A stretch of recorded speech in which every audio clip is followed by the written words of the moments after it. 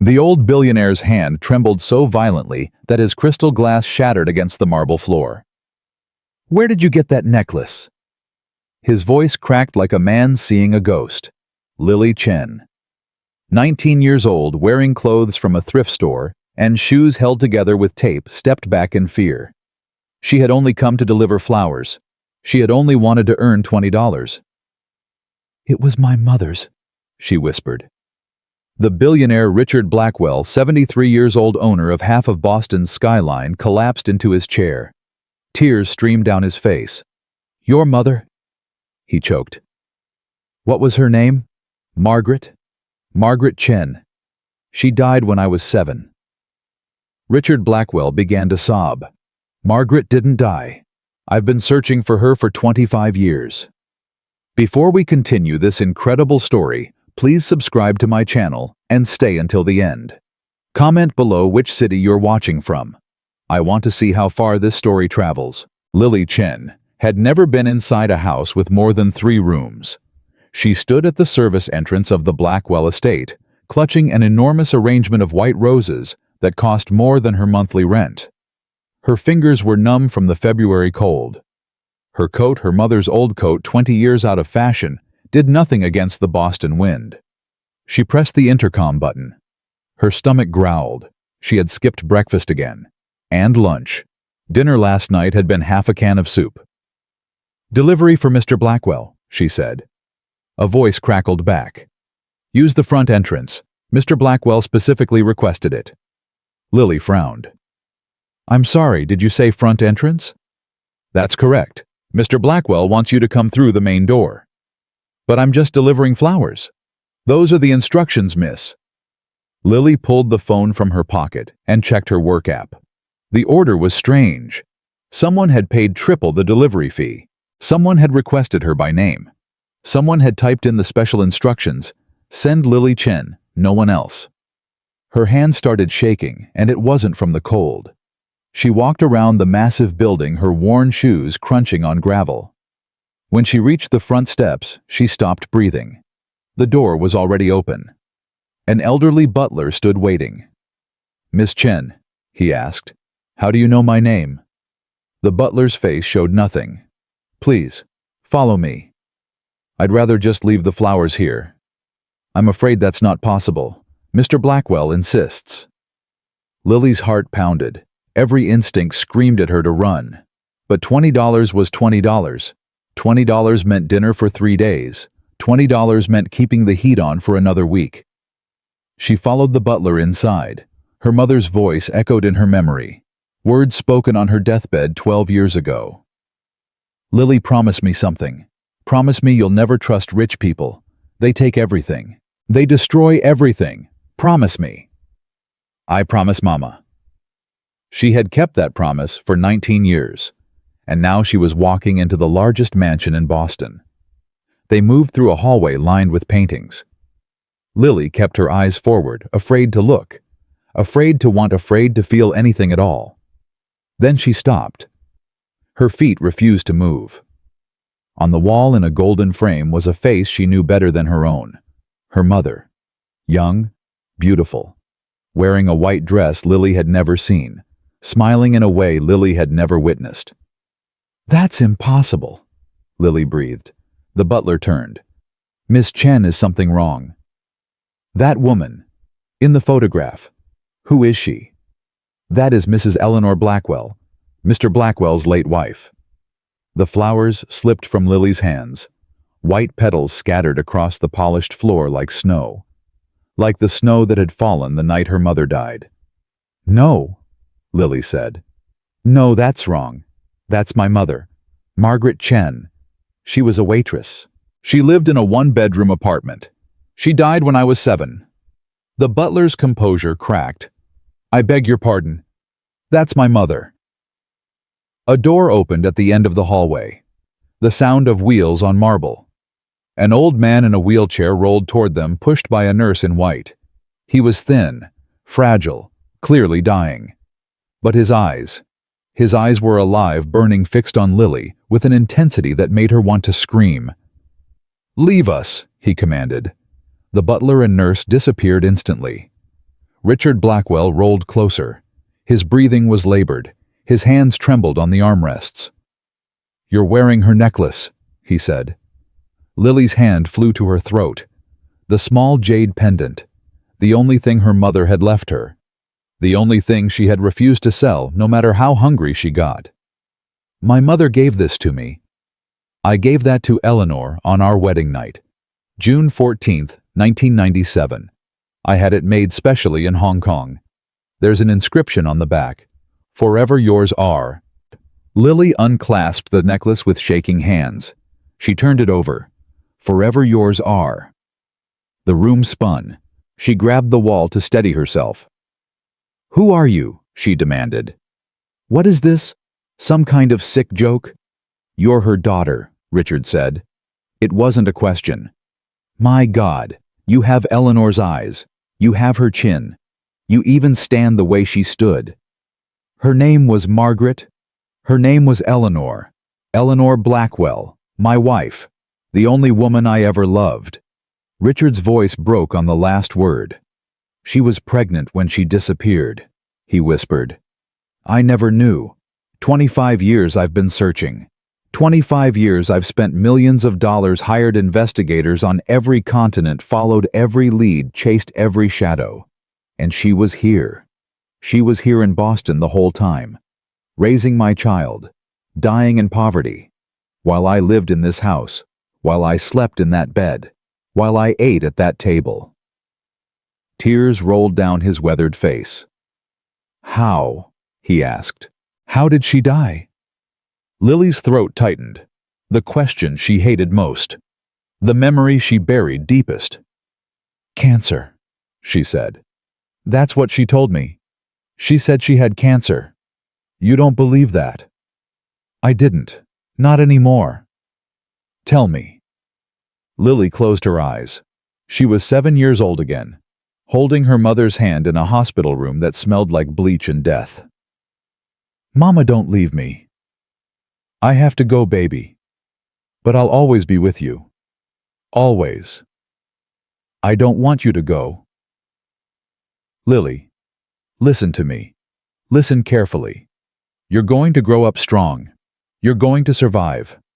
No matter what happens, no matter how hard it gets, you're going to survive. Promise me." "I promise, Mama." "And one more thing. Never trust rich people. They take everything. They destroy everything. They took—" Her mother had stopped, coughed, blood on the white sheets. "They took what, Mama?" But her mother never answered. Her eyes closed. Her hand went limp. And Lily was alone. Lily opened her eyes. She was in the mansion again. The old man was staring at her. "Last year I got her medical records," Lily said. "I wanted to know if I was at risk, if I needed to get tested. The records said she didn't have cancer." "Then what?" "Heart failure, brought on by severe malnutrition." Richard made a sound like he'd been stabbed. "She starved herself," Lily continued. "She gave me all the food we had, every meal, every scrap. She worked double shifts, triple shifts until her body gave out. She didn't die of cancer, Mr. Blackwell. She died of poverty. She died of sacrifice. She died making sure I survived." "Oh God. Oh my God. And now you're telling me she was your wife. She was rich. She lived in this mansion." "Yes." "Then why? Why did she leave? Why did she take me to that apartment? Why did she let herself die?" Richard's face twisted with pain. "Because of what my family did to her." "What did they do?" "They made her believe I wanted to kill her. They made her believe I wanted to kill you." The words hit Lily like a physical blow. "That's insane." "My sister Victoria is insane. She's also brilliant, ruthless, and completely without conscience. When I brought Eleanor home, when I announced I was going to marry her, Victoria declared war. Why? Because Eleanor was an immigrant, a maid, a nobody, and Victoria couldn't stand the thought of sharing the Blackwell fortune with someone she considered beneath her." Richard's hands gripped the armrests of his wheelchair. The campaign started small. Whispers at dinner parties, rumors about Eleanor's past, stories planted in newspapers. Victoria wanted to drive Eleanor away, but Eleanor was strong, stronger than anyone Victoria had ever faced. She survived everything my sister threw at her. So Victoria escalated. Yes, she created documents, forged documents. She paid people to lie. She built an entire false history showing that I had done this before, that I had married vulnerable women, destroyed them and moved on, that I had caused my first wife's suicide. Had you? I was never married before Eleanor. There was no first wife. It was all lies, but Victoria made them convincing. She made them devastating. Why didn't my mother just ask you?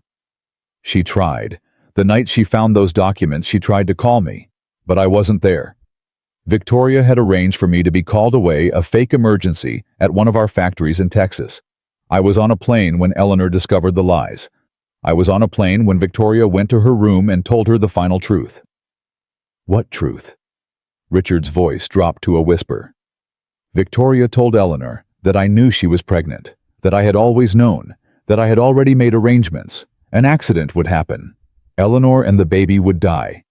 I would collect the insurance money, just like I had done before. Lily grabbed the wall again. Her knees were buckling.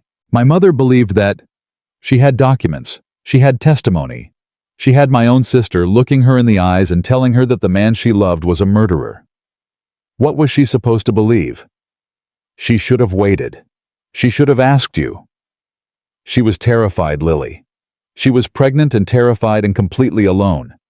Victoria gave her cash, a lot of cash, and told her to run. Told her it was the only way to save herself. To save you. The money. My mother had money when we first moved to that apartment. She always said she had saved it, but it ran out so fast. It was meant to run out. Victoria gave her just enough to get away, just enough to start over, but not enough to build a real life. She wanted Eleanor desperate. She wanted her broken. She wanted her too afraid and too poor to ever come back. Lily felt something cold settle in her chest. Not grief, not anger. Something deeper, something harder. Where is Victoria now? Richard's expression changed. A flicker of fear crossed his face. She's here. In this house. She's been living in the East Wing for 3 years. She's here. She saw your name on the delivery order. She's the one who arranged all of this. The special request, the front door, everything. Why? Because I'm dying, Lily. 3 months to live, maybe less. When I die, my fortune goes to my heirs. Until today, Victoria believed she was my only heir. But I'm not your heir. I'm nobody. I'm a delivery girl. You're Eleanor's daughter. And under the law, I don't care about the law. I don't want your money. I don't want anything from you. It doesn't matter what you want.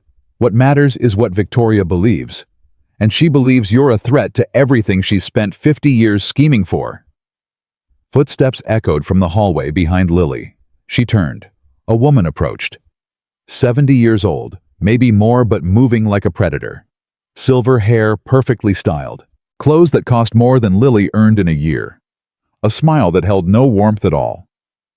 So, the woman said, you're the bastard. Victoria. Richard's voice turned to ice. Don't look at me like that, brother. I'm simply stating facts. The girl is illegitimate. Eleanor was never legally your wife. That's a lie. Is it? I have lawyers who found irregularities in the marriage filing. Errors. Omissions. Enough to invalidate the whole thing. Enough to ensure this girl never sees a penny. Victoria stopped in front of Lily. She examined her like a scientist examining a specimen. You do look like her, Victoria admitted. Same desperate eyes. Eleanor always had that look, like a dog hoping for scraps. My mother was worth 100 of you. Your mother was a coward. She ran away in the middle of the night. She chose poverty over confrontation. She let herself die rather than fight for what she deserved. She was protecting me. She was hiding you. There's a difference. Lily's hands balled into fists. She was hiding me from you. From the lies you told. From the murder you convinced her was coming. Victoria's smile widened. So Richard told you his version. How touching. Did he tell you everything? Victoria, don't. Richard started. Did he tell you about the payments? Lily went still. What payments? After Eleanor disappeared, money was sent to her. Small amounts. Regular transfers. All from accounts in Richard's name. That's not... I have the records. Bank statements. Wire transfers. One might argue that Eleanor didn't run from fear. One might argue that she was paid to leave. Paid to take her bastard child and disappear forever. Lily turned to Richard. Is that true? I didn't send that money. I didn't know where Eleanor was. The accounts are in your name, brother. The transactions are documented. Whatever story you're trying to sell this girl, the evidence says otherwise. Richard's face went white. I didn't. Victoria, you know I didn't. What I know is what the records show. And the records show that you paid Eleanor to leave. That you knew exactly where she was. That you chose to let her rot in poverty while you played the grieving husband. That's a lie. Prove it. The silence stretched between them. Richard opened his mouth, closed. It opened it again. Victoria laughed. You can't. Because I made sure you can't. Every trail leads to you, Richard. Every piece of evidence points to you. If this girl tries to claim her inheritance, the whole world will learn that her father paid her mother to disappear. That her father let her mother die. How do you think that will play in court? Lily felt the ground shifting beneath her feet. Everything she thought she understood was dissolving. I don't believe you, she said to Victoria. You don't have to believe me. You just have to believe the evidence. And the evidence is overwhelming. You created that evidence. You just admitted it. I admitted nothing. I simply pointed out what the records show. If someone else created those records, well, that would be fraud. That would be criminal. But who would do such a thing? And why? Victoria stepped closer. Her perfume was expensive and suffocating. Let me make this simple, little girl. You don't belong here. Your mother understood that. She spent her whole life running from this family, and she was right to run. You should do the same. Or what? Or I'll destroy you. The same way I destroyed her. The words hung in the air like poison. You destroyed her. Lily repeated slowly. You just admitted it. I did what was necessary to protect this family. Eleanor was a threat. You are a threat. I deal with threats. Victoria, that's enough, Richard snapped. Is it, the girl deserves to know what she's up against. She deserves to know that I've been planning for this moment for 25 years. I always knew Eleanor might have had the child. I always knew that child might come looking someday. I've prepared for every possibility. You're insane. I'm thorough. There's a difference. Lily took a step forward. She was a full foot shorter than Victoria. She was wearing thrift store clothes and broken shoes. She had $11 in her bank account, but she didn't step back. My mother spent 12 years running from you, Lily said. She spent 12 years being afraid. She spent 12 years starving herself so I could eat. She died in a hospital bed holding my hand too weak to even say goodbye properly. And now I find out it was all because of you, because you couldn't stand the idea of sharing. Your mother made her choice. You gave her no choice. You lied to her. You terrorized her. You took everything from her. I offered her money. I offered her a way out. She could have come back at any time. She could have confronted Richard. She could have demanded the truth. Instead, she chose to hide. She chose to suffer. She chose to die. That's not my fault. That's weakness. Lily slapped her. The sound echoed through the hallway like a gunshot. Victoria's head snapped to the side. A red mark bloomed on her cheek. Her eyes went wide with shock. You little... That's for my mother. Victoria raised her hand to strike back. Touch her, and I'll have you removed from this house tonight. Richard's voice was steel. He had wheeled himself between the two women, his frail body somehow suddenly imposing. You wouldn't dare, Victoria hissed. Try me. I've spent 50 years letting you control this family. I've spent 50 years watching you manipulate, scheme, and destroy. I let you drive away the only woman I ever loved. I let you convince me it wasn't your fault. But it was. It was always your fault. And it ends now. You're dying, Richard. You have no power. I have enough power to change my will. Victoria went pale. You wouldn't. Richard reached into his jacket and pulled out an envelope. I already have. This morning, before Lily arrived, before I knew if she would come. This is my new will, signed and notarized. Everything I own, every cent, every property, every share goes to Eleanor's daughter when I die. That's $9 billion? Give or take. You can't leave $9 billion to a delivery girl. I just did. Victoria's composure shattered. Her face twisted into something ugly, something raw. I'll contest it. I'll fight it in court for decades. I'll prove she's not Eleanor's daughter. I'll prove the marriage was invalid. You'll lose. And while you're fighting, every piece of evidence about what you did to Eleanor will become public. The forged documents, the false testimony, the payments you made in my name to create a trail of guilt. I've had investigators working for 2 years, Victoria. I know everything. You're bluffing. Am I? Richard pulled out a second document. A thick folder filled with papers. Bank records showing transfers from your personal accounts to shell companies. Shell companies that then sent money to Eleanor's address. Testimony from the lawyer you hired to forge the marriage documents. Emails. Yes, I know you didn't think emails could be recovered.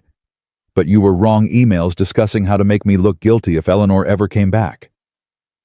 Victoria's face went gray. Where did you get those? It doesn't matter where I got them. What matters is what I'll do with them. Contest my will, Victoria, and I'll release everything. Every newspaper in the country will run the story. The Blackwell name will be destroyed. Your reputation will be destroyed. You'll spend your remaining years not in this mansion, but in a courtroom, possibly a prison. You would destroy the family name for her. For Eleanor. For the daughter Eleanor died protecting. Yes, without hesitation. Victoria turned to Lily. Her eyes were different now, calculating, reassessing. You think you've won, little girl. You think this is over. I think you should leave. Oh, I'll leave. For now. But this isn't finished. Richard has 3 months to live. A lot can happen in 3 months. A lot can change. She straightened her jacket, touched her reddened cheek, and smiled. Enjoy your inheritance while you can. I have a feeling it won't last long. She walked away. Her footsteps echoed until they faded to silence. Lily realized she was shaking. Her whole body trembled like a leaf in a storm. I need to sit down, she said. Richard wheeled back. There's a chair behind you. She collapsed into it. Her mind was reeling. An hour ago, she had been worried about paying her electric bill. Now she was apparently the heir to $9 billion and the target of a woman who had destroyed her mother. I can't accept this, she said. You don't have a choice. The will is filed. The lawyers are engaged. Whether you want it or not, you're a Blackwell now. I don't want to be a Blackwell. Neither did your mother. The words hit harder than anything Victoria had said. Why? Lily asked. Why leave everything to me? You don't know me. We've never met. I could be a terrible person. I could be a fraud. You could be Eleanor's daughter. That's enough. It shouldn't be. You're talking about $9 billion. I'm talking about justice. Your mother lived in poverty because of what my family did. She died in poverty because I failed to find her. The money won't bring her back. It won't undo the suffering. But it can give you the life she wanted for you. The life she sacrificed everything to provide. Lily looked at the photograph on the wall. Her mother's face. Her mother's smile. A woman she thought she knew. A stranger she was only beginning to understand. She never told me anything, Lily said. She never mentioned you. She never talked about her past. When I asked about my father, she just said he was gone. When I asked about her family, she said they were all dead. I believed her. I believed everything. She was protecting you. From you seem... Lily stopped herself. I seem what? You seem sad. You seem broken. You don't seem like a monster. I'm not a monster. I never was. But your mother didn't know that. Victoria made sure she didn't know that. How could she believe it? How could she believe you wanted to kill her? Richard was quiet for a long moment. Your mother grew up poor, he said finally. Her family in Taiwan had nothing. She came to America with nothing, and suddenly she was living in a mansion wearing designer clothes, attending parties with senators and celebrities. She never felt like she belonged. She always felt like an imposter. That's not an answer. It's the beginning of one. When Victoria showed her those documents, when Victoria told her those lies, part of Eleanor was ready to believe them. The part that had always wondered why someone like me would want someone like her. The part that had always feared it was too good to be true. So she didn't run because she believed the evidence. She ran because she believed she wasn't worthy. She ran because Victoria exploited every insecurity she had, every fear, every doubt. Victoria is many things, but she's not stupid. She knew exactly where to strike. Lily stood up. Her legs were steadier now. Her mind was beginning to work. I need time, she said. I need to think about all of this. Of course, take all the time you need. But first, I have a question. Anything. Did you love her? My mother, did you really love her? Richard's eyes filled with tears again. I've lived 73 years, he said. I've built companies. I've made billions. I've dined with presidents and kings. And none of it meant anything compared to the years I spent with Eleanor. She was the only person who ever saw me. Not my money, not my name. Me. And losing her destroyed me. Finding out she's dead destroys me again. But finding you. His voice broke. Finding you is the first hope I've had in 25 years. You're proof that she existed. Proof that we existed. Proof that what we had was real. Lily didn't know what to say. She had come here to deliver flowers. She had come here to earn $20. She hadn't come here to inherit a fortune or discover that her entire life was a lie. I'm going to go, she said. Will you come back? I don't know. Richard nodded slowly. That's fair. But Lily... He stopped her before she reached the door. Be careful. Victoria wasn't making empty threats. She's dangerous. More dangerous than you can imagine. I can imagine quite a lot. Then imagine more. She's had 25 years to plan for this. 25 years to prepare for the possibility that Eleanor's child would appear someday. Whatever she's going to do, she's already started. Lily looked back at him. This frail old man in a wheelchair. This billionaire who had lost everything that mattered and spent decades searching for what he couldn't find. Why did you request me specifically? She asked. The delivery order. It had my name on it. You knew I was coming before I got here. Richard smiled sadly. I didn't request you. Victoria did. What? She saw your name in our florist's employee database. She recognized your mother's maiden name, Chen. She pulled your employment records and found your photograph, and she arranged for you to come here. She brought me here on purpose. She wanted to assess the threat, to see you with her own eyes, to decide how to handle you. And what did she decide? I don't know, but the fact that she revealed herself so quickly concerns me. Victoria doesn't show her hand unless she's confident she's going to win. Lily thought about this. The old woman's confidence, the casual admission of guilt, the smug certainty that nothing could touch her. She's not afraid of me, Lily said. No, she's not. She should be. Richard looked at her. Something changed in his expression. Surprise, recognition, hope. You sound like your mother. My mother was afraid her whole life. She died afraid. I'm not going to live that way. What are you going to do? Lily didn't answer. She walked out of the hallway past the butler through the massive front door into the February cold. Her coat was still too thin. Her shoes still had holes. Her bank account still had $11. But something had changed. Lily Chen was no longer a delivery girl. She was Eleanor Blackwell's daughter. She was the target of a monster. She was the heir to a fortune she didn't want but couldn't refuse. And she was angry. 25 years. Her mother had spent 25 years suffering because of lies. 25 years hiding from shadows. 25 years slowly dying so that her daughter could live. That sacrifice demanded something in return. It demanded justice. Lily pulled out her phone. One new voicemail. The number was unfamiliar.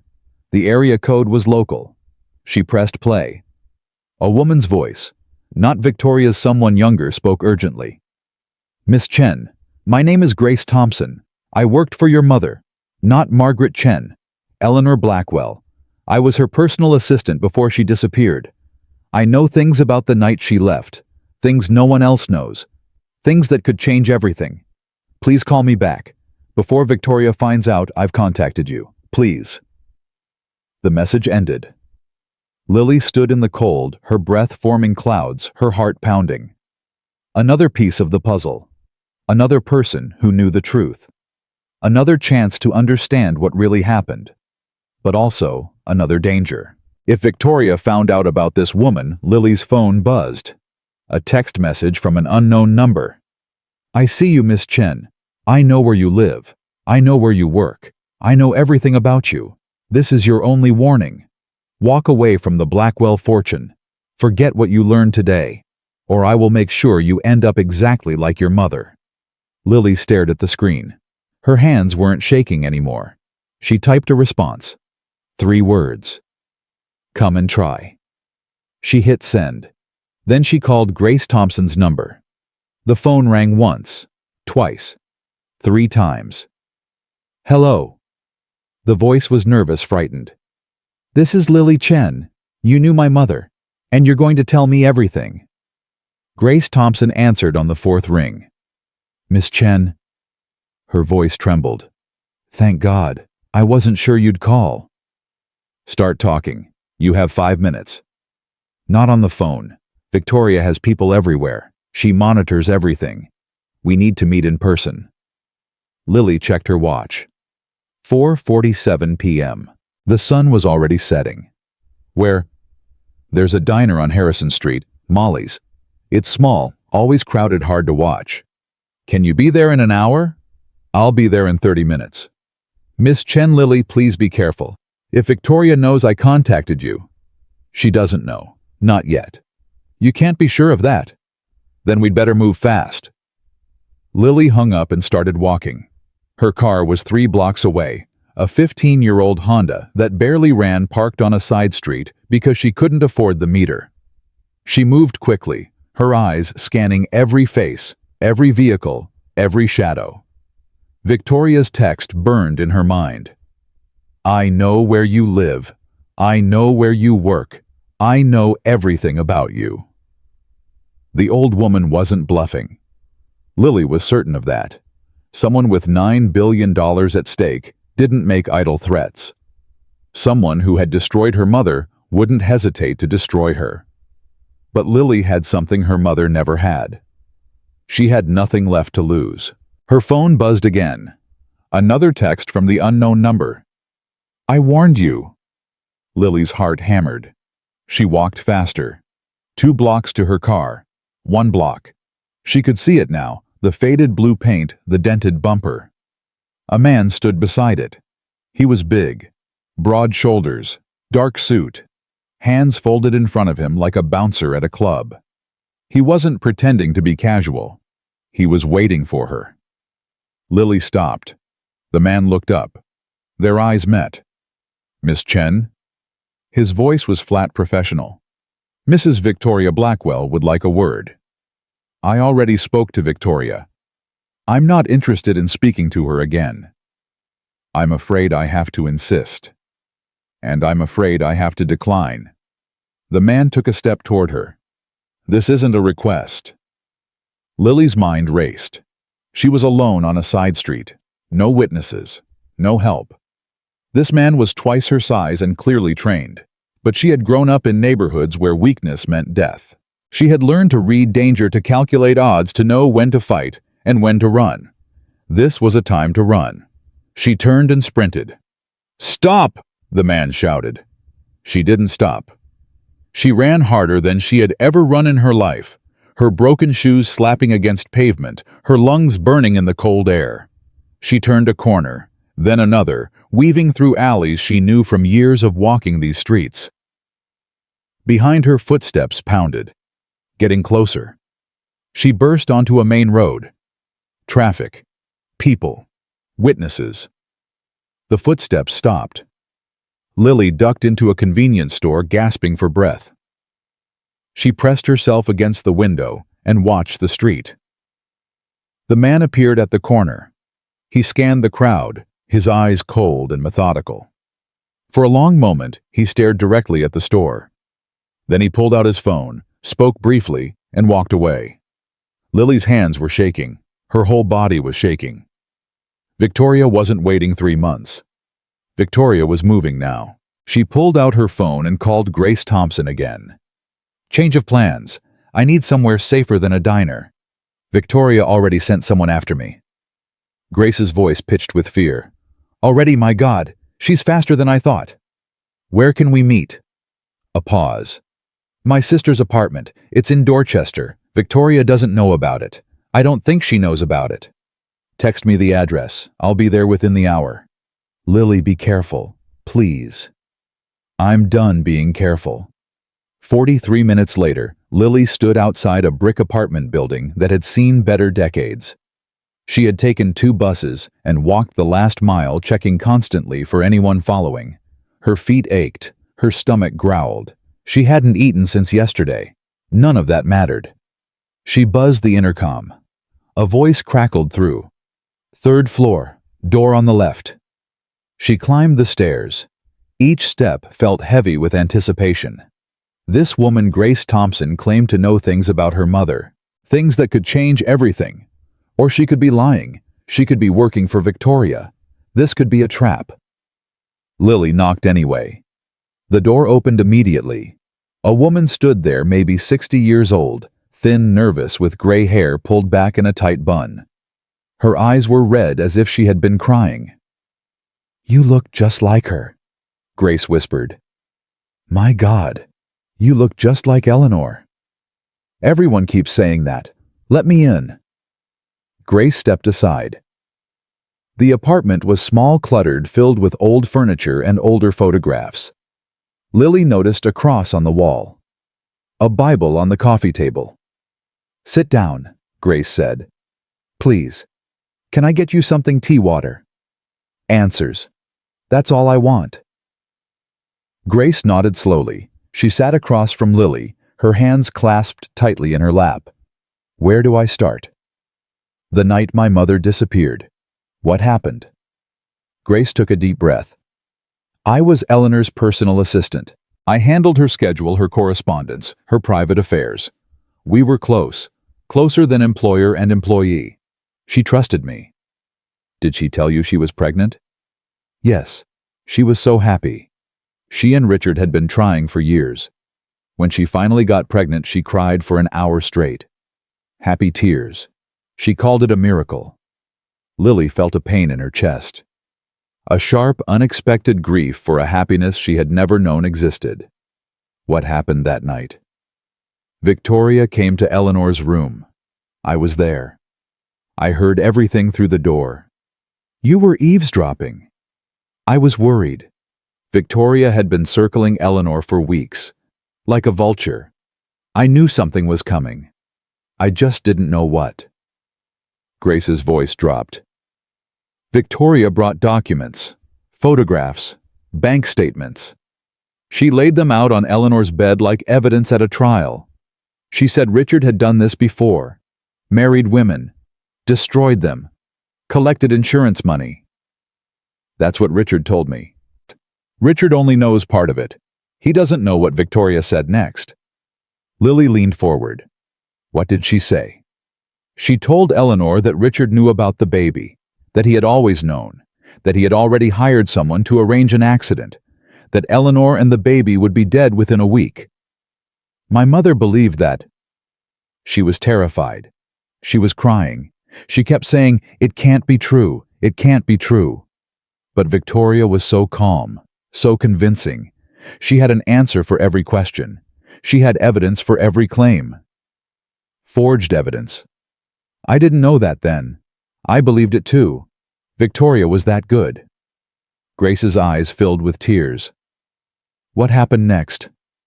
Victoria gave Eleanor money, cash, a lot of it. She said it was the only way to survive. Run tonight. Disappear completely. Never contact Richard again. Never try to claim anything. Just vanish. And my mother agreed. She didn't have a choice. She thought she was running for her life, for your life. Lily stood up. She couldn't sit still any longer. She paced the small room, her mind racing. Why didn't you stop her? Why didn't you tell Richard? I tried. The next morning I went to Richard's office. I told him everything I heard. But Victoria was already there. She said I was lying. She said I was jealous of Eleanor. She said I was trying to destroy the family. And Richard believed her. Grace's face crumpled. He didn't know who to believe. His wife was gone. His sister was standing right there. I was just an assistant, a nobody. So he did nothing. He searched for Eleanor, for years, for decades. But Victoria controlled the search. She hired the investigators. She reviewed the reports. Every time someone got close to finding Eleanor, the trail went cold. Because Victoria was sabotaging the search. Yes, she knew where Eleanor was the whole time. She sent people to watch her, to make sure she stayed hidden, to make sure she stayed afraid. Lily stopped pacing. Victoria knew where my mother was. She knew everything. She knew when Eleanor changed her name. She knew when she moved to Boston. She knew when you were born. She watched us. For 25 years. She had people everywhere, keeping track, making sure Eleanor never tried to come back, making sure she never told you the truth. Lily's blood ran cold. 25 years. Her entire life. Victoria had been watching, waiting, controlling everything from the shadows. Why didn't she just kill us, if she's as ruthless as everyone says? Why let us live? Grace hesitated. I asked myself that same question for years. I think Victoria enjoyed it. Watching Eleanor suffer. Watching her waste away. It was a game to her. A slow, cruel game. My mother died in poverty. She starved herself to feed me. She worked herself to death. I know. Victoria watched that happen. She let it happen. Yes. Lily felt something break inside her. Not her heart that had broken long ago. Something else. Something that had been holding her back. Is there proof evidence that Victoria sabotaged the search evidence, that she knew where we were? Grace reached into her pocket. She pulled out a small USB drive. I've been collecting evidence for 15 years. Ever since I found out Victoria lied. Ever since I discovered what she really did. Emails, documents, photographs of the investigators Victoria hired to watch Eleanor. Bank records showing payments she made to keep the surveillance going. Why didn't you go to the police? With what the word of a fired assistant against a Blackwell Victoria had me discredited. She destroyed my career. She made sure no one would believe anything I said. But you have evidence now. I have evidence that proves I was telling the truth. Evidence that proves Victoria lied. Evidence that proves she knew where Eleanor was all along.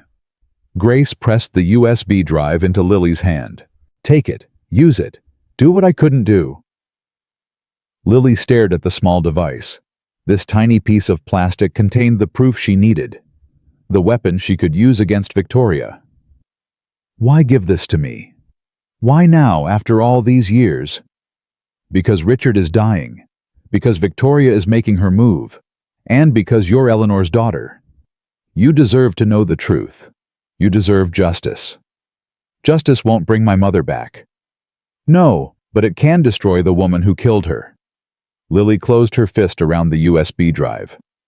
There's something else, Grace said. What? Victoria has been planning for this. For the possibility that you would appear. She has a backup plan. What kind of backup plan? I don't know the details, but I know it involves discrediting you. making it impossible for you to claim the inheritance, making it look like you're a fraud. How can she make me look like a fraud? I'm Eleanor's daughter. Richard already confirmed it. DNA can be manipulated. Records can be falsified. Witnesses can be bought. Victoria has had 25 years to prepare. 25 years to build a case that you're not who you say you are. Lily's stomach dropped. She's going to claim I'm not Eleanor's daughter. She's going to claim you're an imposter, a gold digger, someone who researched Eleanor's story and showed up to steal the Blackwell fortune.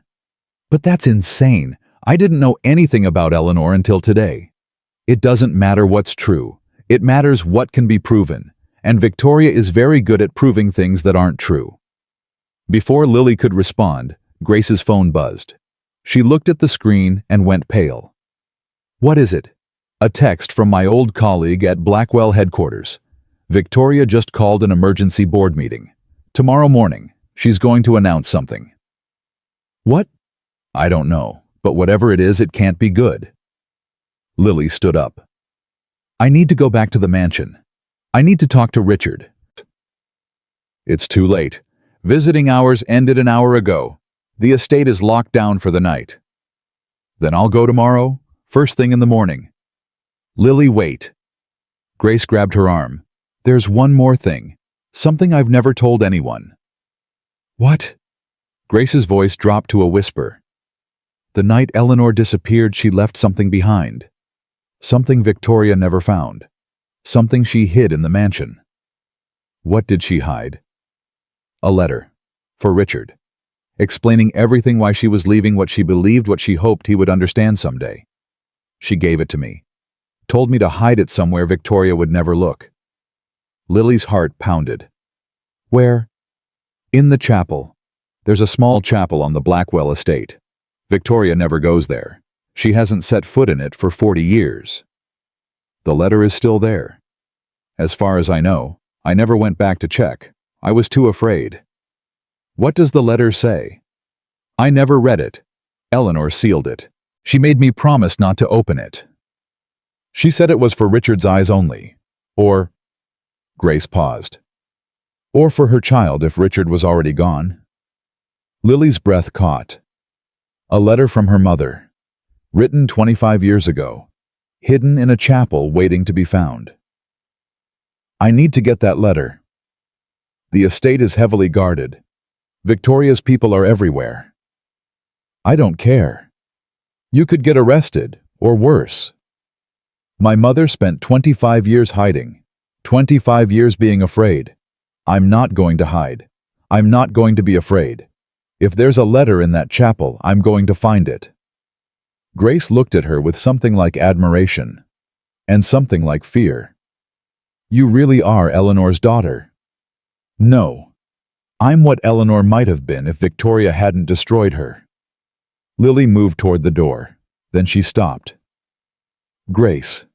The man Victoria sent after me. The one in the dark suit. Do you know who he is? His name is Marcus Webb. He's Victoria's head of security. Former military. Special forces. He's dangerous, Lily. Very dangerous. Good to know. He won't stop coming after you. Not until Victoria tells him to stop.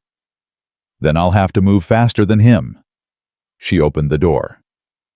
Lily. Grace called out one last time. What? Your mother loved you. More than anything in this world. Everything she did, the hiding, the suffering, the sacrifice, she did because she loved you. Don't ever forget that. Lily didn't turn around. She couldn't. If she looked at Grace right now, she would cry. And she didn't have time for tears. I won't forget. She walked out into the night. The cold hit her immediately. Colder now than it had been before. The wind cut through her thin coat like knives. She checked her phone. 8:23 p.m. Less than 12 hours until Victoria's emergency board meeting.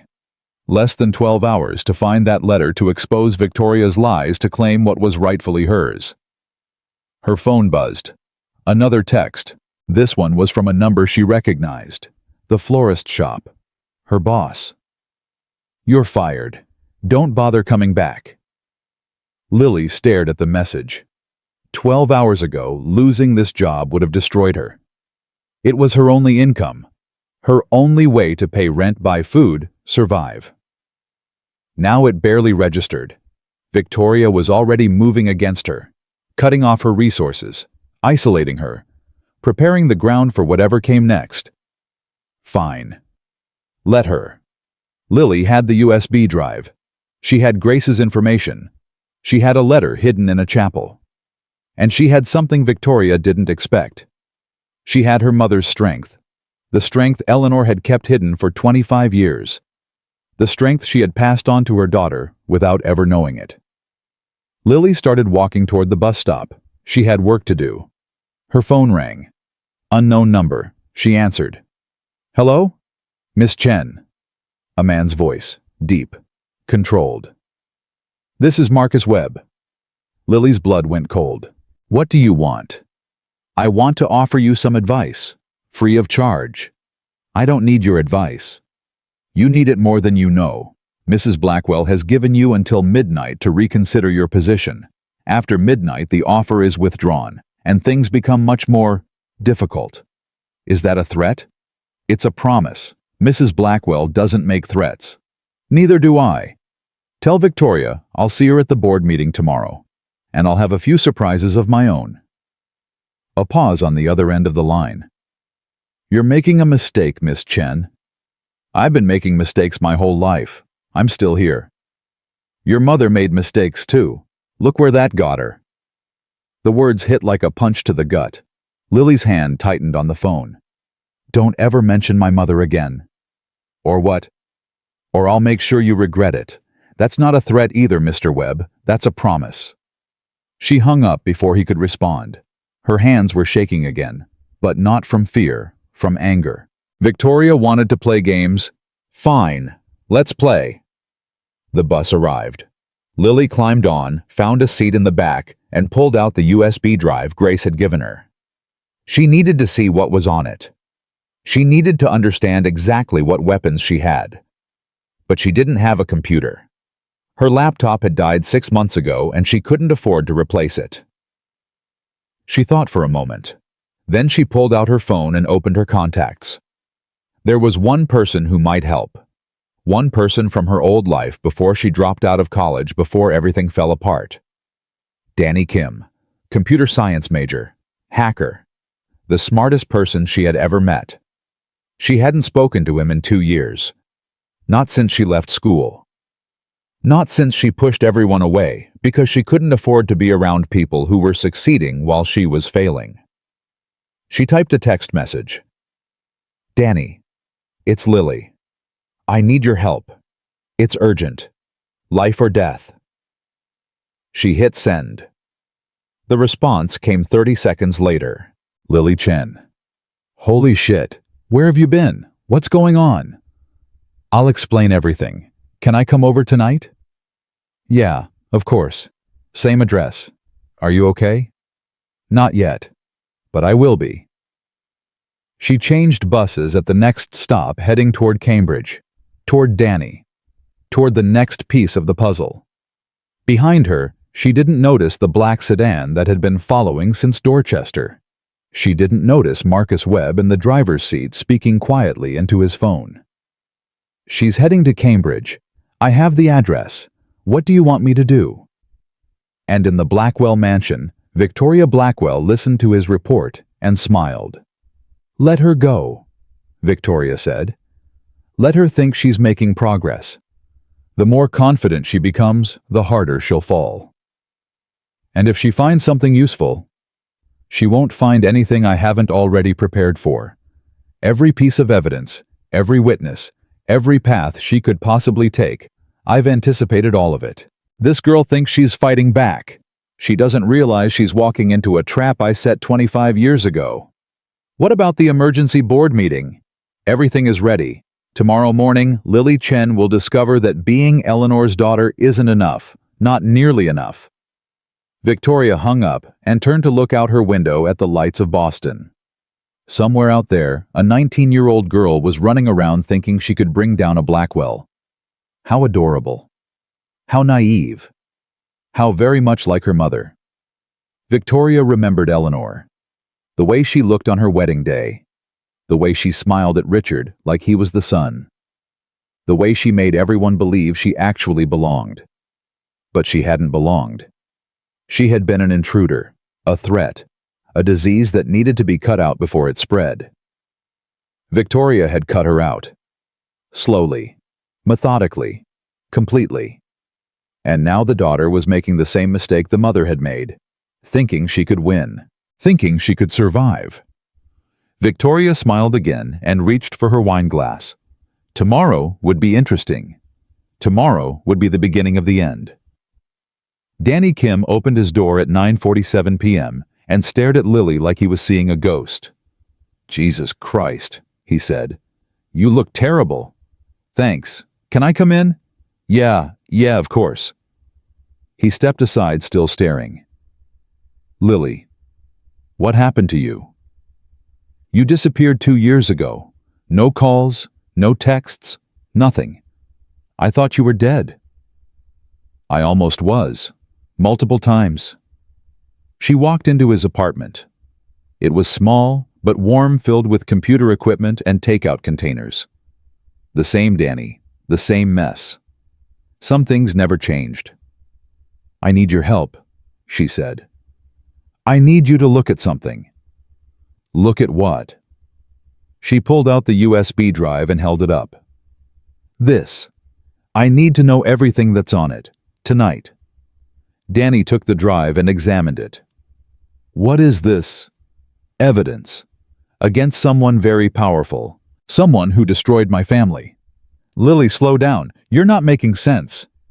"I don't have time to slow down. I don't have time to explain everything. I just need you to trust me and help me. Can you do that?" Danny looked at her face, at her thin coat, at her broken shoes, at the desperation in her eyes. "Yeah," he said quietly. "I can do that." He sat down at his computer and plugged in the drive. Lily stood behind him, her heart pounding. "There's a lot here," Danny said, scrolling through folders. "Emails, bank statements, photographs, video files. This is going to take a while to sort through. Start with the emails. Look for anything from someone named Victoria Blackwell." Danny typed quickly. Files opened. Text scrolled across the screen. "Holy shit," he whispered. "What?" "Lily, who are these people?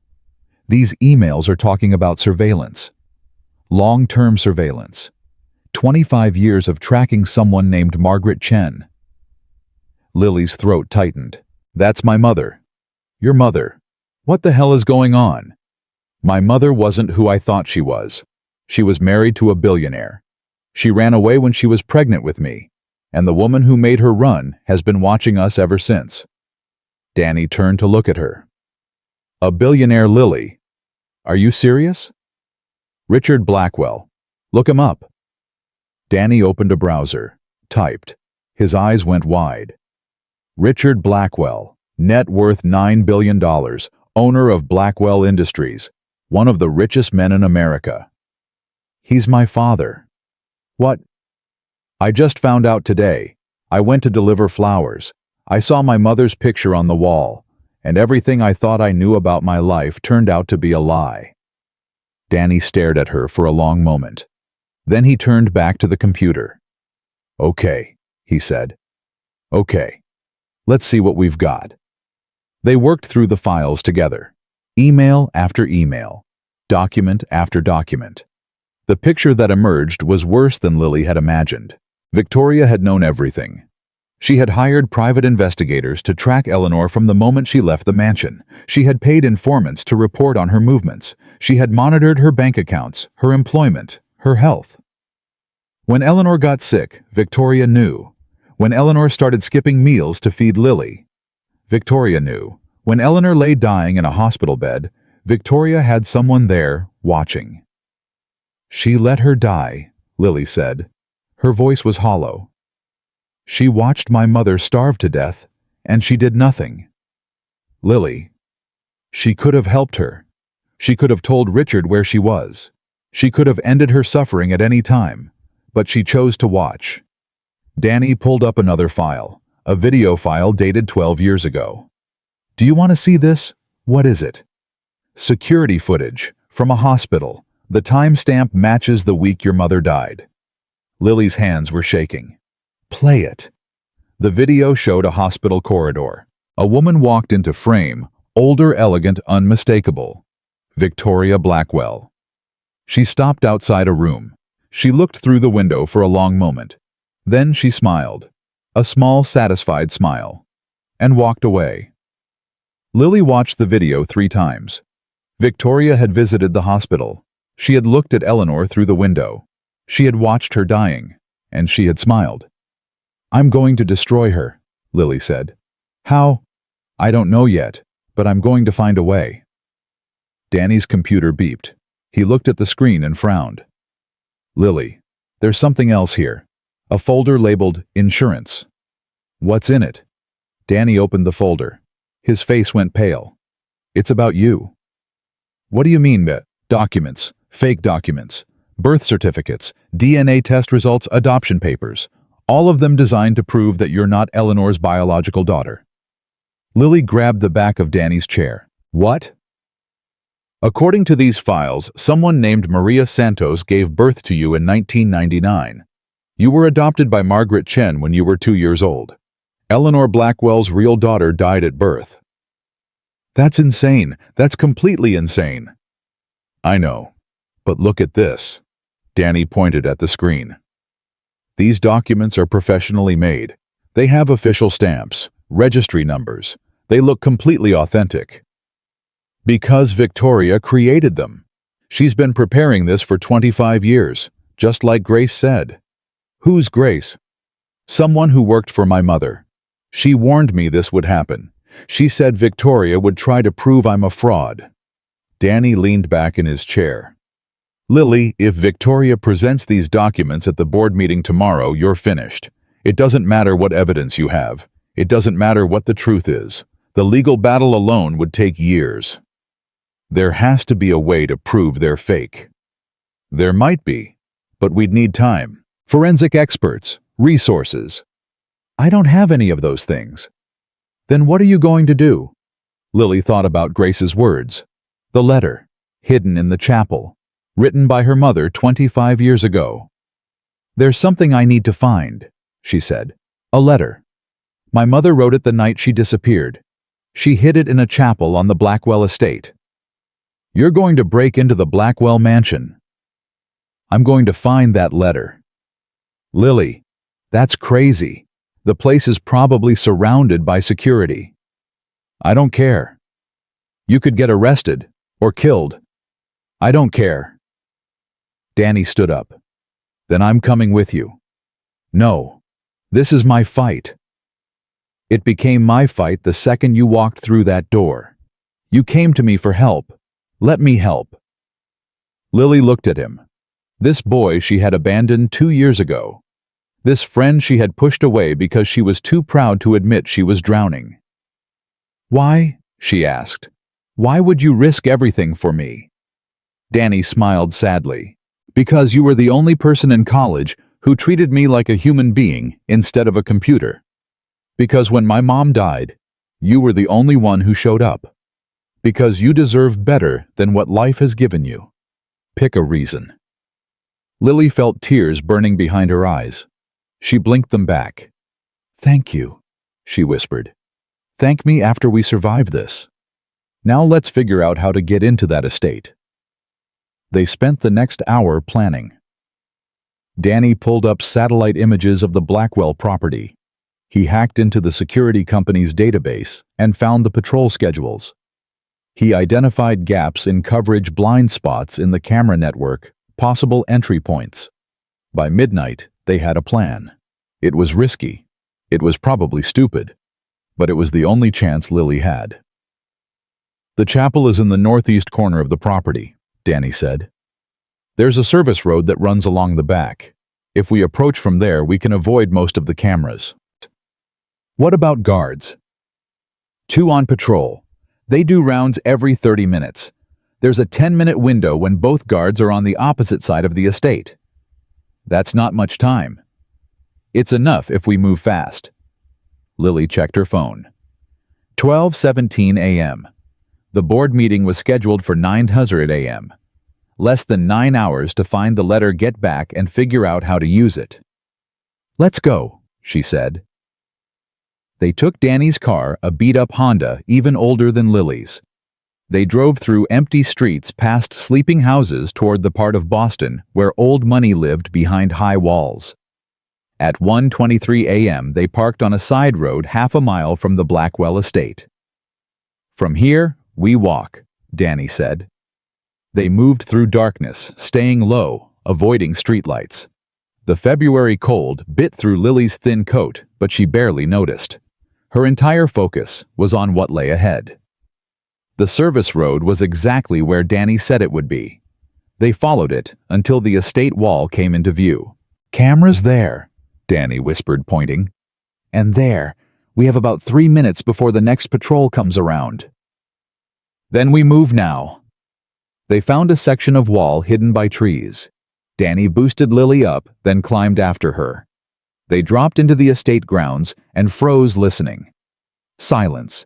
No alarms, no shouts, no footsteps. The chapel is that way, Danny said, pointing northeast. 400 yards. They ran. The chapel appeared out of the darkness, a small stone building with a cross on top. It looked old, ancient, like it had been there since before the Blackwells existed. The door was locked. Stand back, Danny said. He pulled something from his pocket, a lockpick kit. Where did you get that? You don't want to know. 30 seconds later, the lock clicked open. They stepped inside. Lily pulled out her phone and turned on the flashlight. The chapel was dusty, abandoned, clearly unused for years. Wooden pews lined the center aisle. A simple altar stood at the front. Stained glass windows showed faded images of saints and angels. Where would she hide a letter? Danny asked. Lily thought about her mother, about the stories she used to tell, about the way she talked about faith, about hope, about things that lasted. The altar, Lily said. She would hide it at the altar. They moved forward. Lily's hands shook as she reached the wooden structure. She ran her fingers along the edges, searching for hidden compartments, loose panels, anything. Here, Danny said. He had found a small drawer built into the back of the altar. It was nearly invisible, designed to blend with the wood. He pulled it open.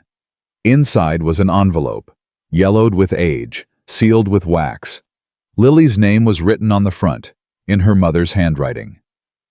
Oh my God, she breathed. She picked up the envelope like it was made of glass. Her mother had touched this. Her mother had written this. 25 years ago, on the worst night of her life, her mother had thought of her. Open it, Danny said gently. Lily broke the seal. Her hands were trembling so badly, she nearly dropped the letter. She read it once, then again, then a third time because the words didn't make sense. Couldn't make sense. What does it say? Danny asked. Lily looked up at him. Her face was white. Everything. It says everything. The letter was 6 pages long. Eleanor had written it in a single night, her handwriting growing messier as the pages went on, her desperation bleeding through every word. She explained what Victoria had told her. She explained why she believed it. She explained her terror, her confusion, her heartbreak. But she also explained something else. I don't believe Victoria completely, Eleanor wrote. I can't. Something in her eyes was wrong. Something in her story doesn't fit.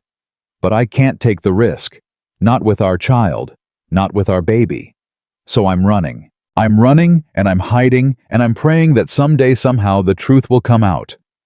There's more, Lily said. She included documents. Proof. Proof of what? Lily held up a photograph that had been folded into the letter. It showed Victoria meeting with a man in a dark suit. The man was handing her an envelope. There's a note on the back, Lily said. She read it aloud.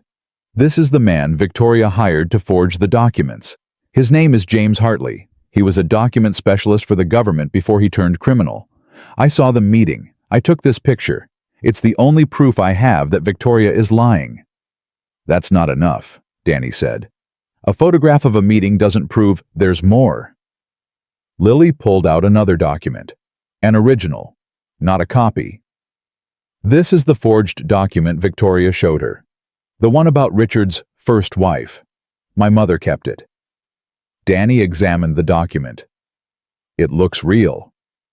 Look at the bottom, the registration number." Danny squinted at the tiny print. Then his eyes went wide. "This number is wrong. It's from a series that wasn't issued until 2003. But this document is supposedly from 1985. Victoria made a mistake, a small mistake, but a mistake. This proves the document is fake. This proves Victoria lied." "Yes." Danny grabbed Lily's shoulders. "Lily, this changes everything. This isn't just about the inheritance anymore. This is fraud. This is conspiracy. This is criminal." "I know." "Victoria could go to prison for this." "I know." Lily folded the letter carefully and put it back in the envelope. She tucked everything inside her coat close to her heart. "We need to go," she said. "The board meeting is in 7 hours." They moved toward the chapel door. Danny reached for the handle. The door swung open before he could touch it. Marcus Webb stood in the doorway, flanked by 2 security guards. "Miss Chen," he said calmly, "Mrs. Blackwell thought you might come here." Lily's blood turned to ice. "Danny, run!" "I wouldn't recommend that." Webb stepped forward. The guards behind him raised their weapons. "Running would make this very unpleasant, for both of you." "How did you know?" "We've been watching you since you left the diner. Did you really think you could sneak onto this property without us noticing the cameras you avoided? We turned them off deliberately. We wanted to see where you would go. You let me find the letter. We let you think you found something useful, but I'm afraid that letter won't help you. Nothing in it can be authenticated. A defense lawyer will tear it apart in seconds.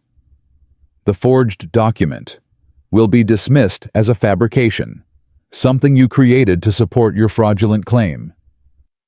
Webb smiled coldly. "You walked right into the trap, Miss Chen, just like Mrs. Blackwell predicted." Danny stepped forward. "You can't do this. We have evidence, real evidence." "You have nothing, and in a few hours, you'll have even less." Webb gestured to his guards. "Take them." The guards moved forward, and then everything went wrong. The chapel's stained glass window exploded inward. Shards of colored glass rained down like deadly confetti. A figure crashed through, rolling, coming up in a fighting stance. Grace Thompson, holding a gun. "Get down!" she screamed. Lily dropped to the floor. Danny dropped beside her. Grace fired twice, not at the guards, at the lights. The chapel plunged into darkness. "This way." Grace grabbed Lily's arm. "There's a tunnel under the altar. Eleanor told me about it. Move." They scrambled toward the altar. Grace shoved it aside, revealing a trap door. "How did you—" Lily started. "Later, go." Lily dropped into darkness. Danny followed. Grace came last, pulling the trapdoor shut above them. "Keep moving," Grace hissed.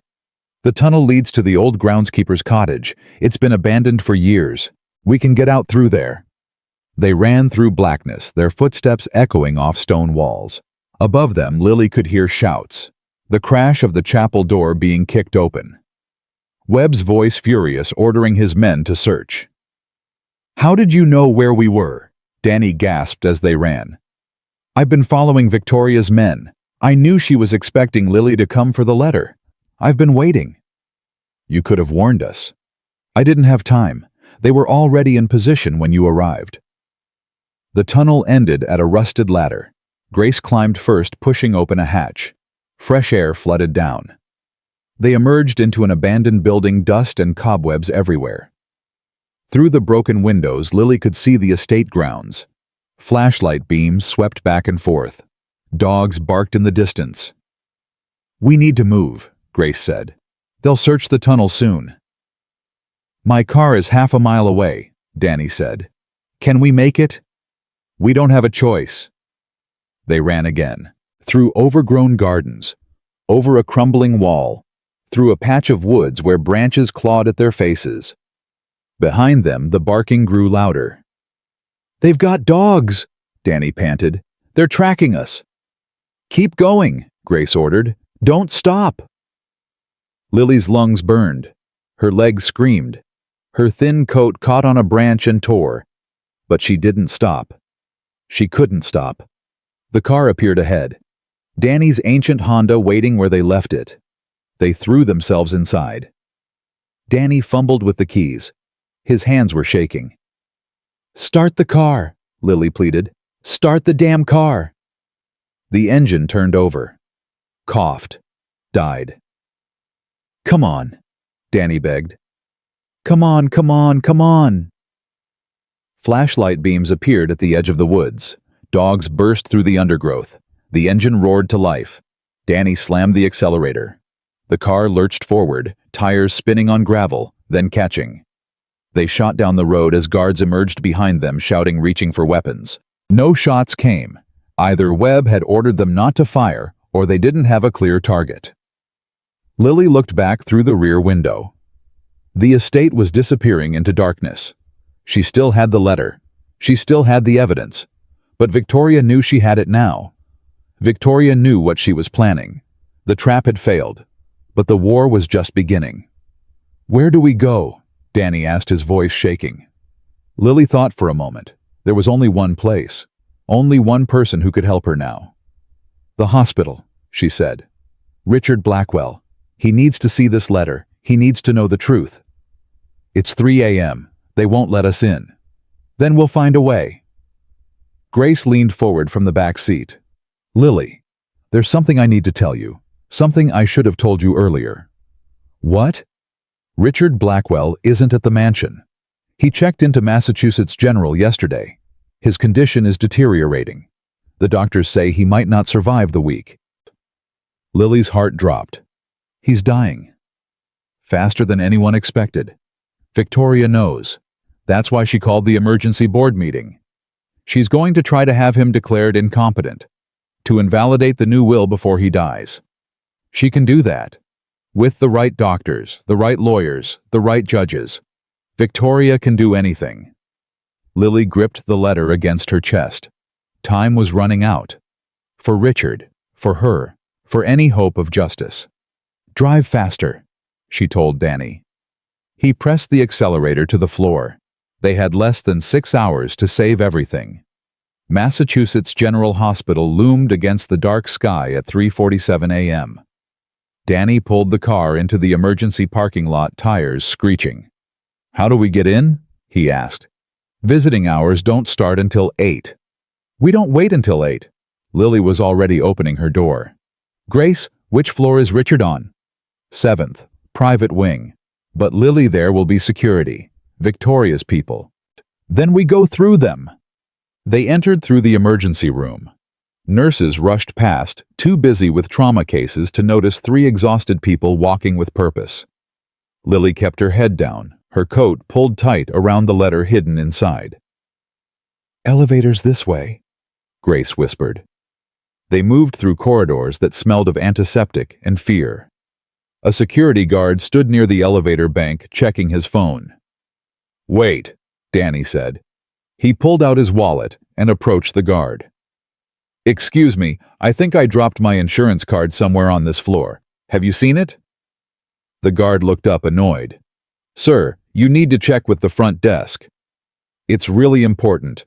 My grandmother is upstairs and I can't see her without—" While Danny distracted the guard, Lily and Grace slipped past. They pressed the elevator button. The doors opened immediately. "7th floor," Grace said, hitting the button. Danny appeared just as the doors were closing, sliding through the gap. "That won't work twice," he said, breathing hard. "We only need it to work once." The elevator rose. Lily's heart pounded with each floor. 5, 6, 7. The doors opened onto a quiet hallway. Private rooms lined both sides. A nurse's station sat at the center, staffed by a single woman typing on a computer. And at the far end of the hall, Two men in dark suits stood outside a door. "Victoria's security," Grace said. "I see them." How do we get past? Lily thought fast. There had to be a way. There was always a way. "Grace, you worked here once, at the Blackwell Company. Years ago. Why? Do you still know anyone? Anyone who might help?" Grace hesitated. "There's a doctor, Samuel Reeves. He was Richard's personal physician for 20 years. Victoria forced him out after Richard got sick. Replaced him with someone she could control." "Is he still in Boston?" "He lives near the hospital. He visits Richard sometimes, against Victoria's orders. Call him, now." Grace pulled out her phone and dialed. The seconds stretched like hours. "Samuel, it's Grace Thompson. Yes, I know what time it is. I need your help. I'm at the hospital. Richard's daughter is here. His real daughter. Eleanor's child." A pause. Grace's face changed. "He's coming," she said. "He'll meet us at the service elevator in 5 minutes." They moved through back corridors following Grace's memory of the hospital layout. At 4:12 a.m., a service elevator opened and an elderly man stepped out. White hair, kind eyes, hands that had healed thousands of patients. "You're Eleanor's daughter," Dr. Reeves said, staring at Lily. "My God, I'd recognize those eyes anywhere." "Dr. Reeves, I need to see Richard. It's urgent. Victoria has guards on his door. They have orders not to let anyone in without her approval. Can you get past them? I'm still listed as his physician of record. They can't legally stop me from checking on my patient." He paused. "But they can stop you. Then we need a distraction." Dr. Reeves thought for a moment. Then he smiled. "I have an idea, but it's going to require some acting." 3 minutes later, Dr. Reeves approached the guards outside Richard's room. He was pushing a wheelchair. In the wheelchair sat Danny, groaning dramatically and clutching his stomach. "Emergency patient transfer," Dr. Reeves announced. "This man needs immediate access to the cardiac unit." "The cardiac unit is on the 5th floor," one guard said. "The 5th floor is full. We're using overflow rooms on this floor." "We weren't informed of any transfers." "I wasn't informed that security personnel were now making medical decisions. Step aside or explain to the hospital board why a patient died because you wanted to check paperwork." The guards exchanged glances. Danny groaned louder. "Fine," the first guard said, "but make it quick." "Doctor." Reeves pushed Danny past them. As he did, he stumbled, sending the wheelchair crashing into both guards. Danny tumbled out, grabbing their legs, pulling them down. "Now!" Dr. Reeves shouted. Lily and Grace sprinted down the hall. The guards struggled to get up, but Danny held on, tangling himself around them like a human octopus. Lily burst through Richard's door. The room was dim. Machines beeped steadily. A frail figure lay in the bed, connected to tubes and wires. Richard Blackwell looked smaller than he had yesterday. Weaker. Closer to death. His eyes opened. "Lily." "Mr. Blackwell." "Richard." She rushed to his bedside. "I found something. Something you need to see." "What are you doing here? How did you get past?" "There's no time to explain." She pulled the letter from her coat. "My mother wrote this, the night she disappeared. She hid it in the chapel." Richard's eyes widened. Eleanor's letter. She kept the forged document, the one Victoria showed her. "Look at this." Lily pointed to the registration number. "This number is from a series that didn't exist until 2003, but the document claims to be from 1985. Richard took the paper with trembling hands. He stared at the number. Then he looked at Victoria's signature on the authorization form. "She signed it," he whispered. Victoria signed the authorization for this document. She left her signature on her own forgery. That's proof. Legal proof that she lied. Richard's hands shook violently. Tears rolled down his cheeks. 25 years, he said. 25 years I blamed myself. I thought I must have done something to make Eleanor run. I thought I must have been the monster Victoria described. I spent decades hating myself. You weren't the monster. Victoria was. I know that now. But Eleanor didn't know. She died believing I wanted to kill her. She died thinking the father of her child was a murderer. Lily took his hand. His skin was paper-thin, cold, fragile. She also wrote something else. Lily found the passage in the letter. Read this. Richard read aloud, his voice breaking. Despite everything, despite the fear and the documents, and Victoria's words, I cannot fully believe it. Richard, if you ever read this, know that part of me always doubted. Part of me always hoped I was wrong. Part of me always loved you, even when I was running. Our child is the proof of that love. If I cannot return to you, if I cannot face the truth, at least know that what we had was real. It was the realest thing I ever knew. Richard sobbed. Deep, wrenching sobs that shook his entire body. She loved me, he choked. Even at the end. She still loved me. She always loved you. The door burst open. The two guards rushed in, followed by Danny and Dr. Reeves. Danny had a bloody nose. Dr. Reeves had a torn coat. We couldn't hold them, Danny said. One guard reached for his radio. This is Unit 7. We have intruders in Mr. Blackwell's room. Request immediate backup. Wait. Richard's voice cut through the chaos, weak but commanding. Put that radio down. Sir, Mrs. Victoria Blackwell ordered. I don't care what Victoria ordered. This is my hospital room. These are my guests. If you want to remove them, you'll have to remove me first. The guards hesitated. Do you know who pays your salary? Richard continued. Not Victoria. Me. I sign the checks. I control the accounts, and I'm telling you to stand down. Sir, with respect, Mrs. Blackwell said you might be confused. Confused? Richard laughed bitterly. I've never been clearer in my life. Now get out of my room, both of you, and tell Victoria I want to see her, immediately. Mr. Blackwell. Now. The guards retreated. The door closed behind them. That won't hold for long, Dr. Reeves said. Victoria will be here within the hour. Good. Richard's eyes were fierce despite his weakness. I have things to say to my sister. What about the board meeting? Lily asked. Grace said Victoria is trying to have you declared incompetent. Let her try. I may be dying, but I'm not dead yet, and I'm certainly not incompetent. Richard pressed a button beside his bed. A phone appeared from a side panel. What are you doing? Lily asked. Calling my lawyer, the real one, not the one Victoria pays. He dialed a number from memory. Thomas, it's Richard. I need you at Massachusetts General within the hour. Bring everything. The backup will, the medical power of attorney, and the recordings. Lily's ears perked up. Recordings. Richard smiled grimly. I'm a businessman, Lily. I've been dealing with Victoria for 50 years. Did you think I didn't take precautions? What recordings? Conversations between Victoria and various associates. Conversations where she discussed things she shouldn't have discussed. I've been collecting them for decades, just in case. You had evidence against her this whole time. Evidence I couldn't use, not without destroying the family, not without destroying the company. I always hoped Victoria would change. I always hoped she would become the sister I remembered from childhood. But she never did. And now it's too late for hope.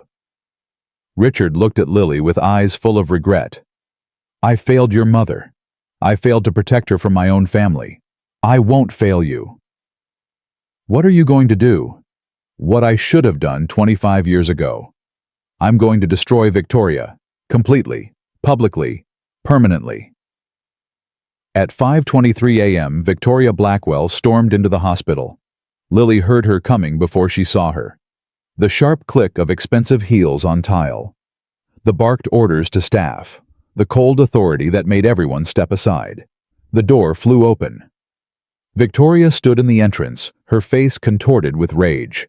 Behind her, Marcus Webb and 4 additional security personnel waited. Richard, what is the meaning of this? Why are these people in your room? Close the door, Victoria. We need to talk.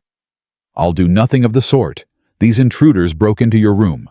They assaulted your guards. They brought me a letter. A letter Eleanor wrote the night she disappeared. Victoria went still. What letter? The letter you've been searching for. The one you knew existed but could never find. The one that proves everything you did. I don't know what you're talking about. Don't lie to me, Victoria. Not now. Not after everything. Richard held up the forged document. The one with Victoria's signature.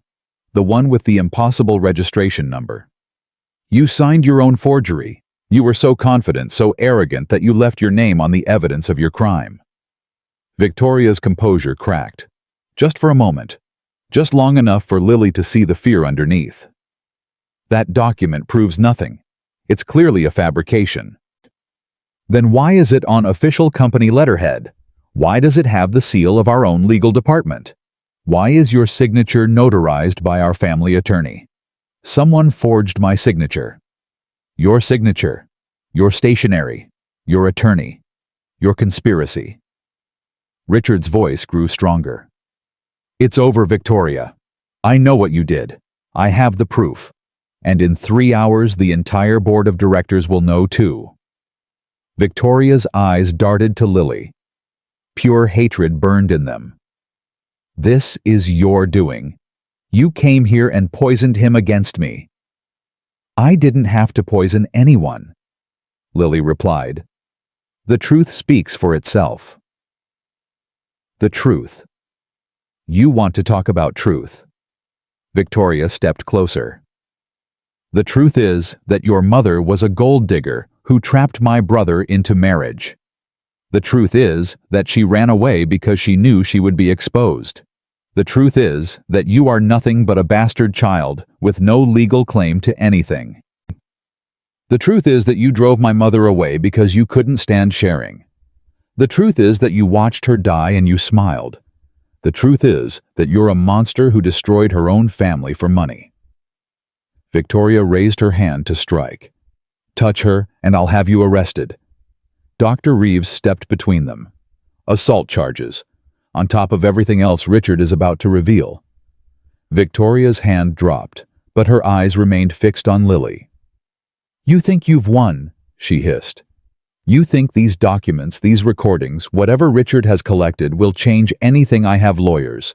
I have judges. I have people in places you can't even imagine. This fight will take years, decades, and by then Richard will be dead and you'll be broke. I don't think so. A new voice from the doorway. Everyone turned. A man stood there, 60s, distinguished, carrying a briefcase that looked older than Lily. Thomas, Richard said with relief. Thank you for coming. I wouldn't miss this for the world. Thomas walked into the room completely ignoring Victoria. I have everything you asked for, including the recordings. Recordings can be faked, Victoria snapped. Not these. They were made on equipment that timestamps every second of audio. They were stored in a secure vault that logs every access. Chain of custody is impeccable. I've had them authenticated by 3 independent experts. Thomas opened his briefcase and pulled out a tablet. Would you like to hear a sample? There's a lovely conversation from 1999 where you discuss payment arrangements for certain forged documents. Victoria's face went gray. That's illegal. Recording without consent is illegal in Massachusetts. These conversations took place in New York. One-party consent state. Richard was present for all of them. Everything is perfectly legal. Thomas pressed play. Victoria's voice filled the room, 25 years younger but unmistakable. The document needs to show multiple prior marriages. Make them tragic. Suicides are best. And I need bank statements showing large payments after each death. Make it look like Richard profited from killing his wives. Another voice responded. Male, nervous. This is very risky, Mrs. Blackwell. If anyone discovers... No one will discover anything. Once Eleanor sees these documents, she'll run. She'll never come back. And my brother's fortune will remain exactly where it belongs. Thomas stopped the recording. The silence was absolute. Victoria's face had turned from gray to white. Her hands trembled at her sides. That could be anyone. That could be fabricated. Voice analysis confirms it's you, Thomas said calmly. And there are 17 more recordings just like it. Some discuss the surveillance of Eleanor after she disappeared. Some discuss the fake documents you prepared to discredit Lily if she ever appeared. Some discuss payment to certain officials who helped cover your tracks. This is entrapment. This is justice, Richard interrupted. 25 years overdue. He pressed a button on his bed. A nurse appeared at the door. Please call the police, Richard said. There's someone in my room I'd like to have arrested. Victoria's facade shattered completely. You can't do this. I'm your sister. I'm family. Everything I did was for the family. Everything you did was for yourself. You destroyed the woman I loved. You left my daughter to grow up in poverty. You watched my wife die, and you did nothing. You're not my family, Victoria. You're my curse. Richard, please, please. I was trying to protect you. Eleanor wasn't right for you. She would have ruined everything. The company, the name, everything we built. Eleanor was the only thing that mattered. The company, the name, the money. None of it means anything without love. You never understood that. You never could. 2 police officers appeared at the door. They looked confused, clearly not expecting to arrest anyone in the private wing of the hospital. Officers, Thomas said, stepping forward. I'm Thomas Chen, attorney for Richard Blackwell. This woman, Victoria Blackwell, is guilty of fraud, conspiracy, and obstruction of justice. We have documented evidence spanning 25 years. I'm requesting she be taken into custody immediately.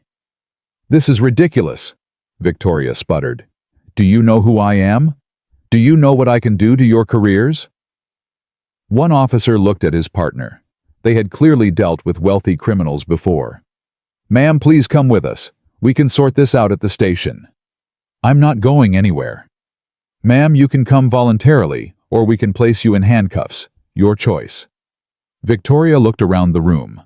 At Richard, who stared at her with cold finality. At Lily, who watched with quiet triumph. At Marcus Webb, who had stepped back, clearly calculating whether his employer was worth protecting anymore. Marcus, Victoria commanded. Do something. Webb shook his head slowly. I'm sorry, Mrs. Blackwell. This is beyond my job description. You coward. You worthless coward. Ma'am. The officer stepped forward. Last chance. Voluntarily or in cuffs. Victoria straightened her spine. Even now, even facing complete destruction, she refused to show weakness. I'll walk. She moved toward the door, but before she reached it, she turned back to Lily. This isn't over. My lawyers will have me out within hours, and when they do, I'll bury you. I'll destroy everything you love. I'll make sure you end up just like your mother. Lily stepped forward until she was inches from Victoria's face. My mother spent her whole life running from you. She died afraid of shadows you created. But I'm not my mother. I'm not going to run. And I'm not going to be afraid. She held up the letter. Eleanor's letter. The words her mother had written 25 years ago. She loved me.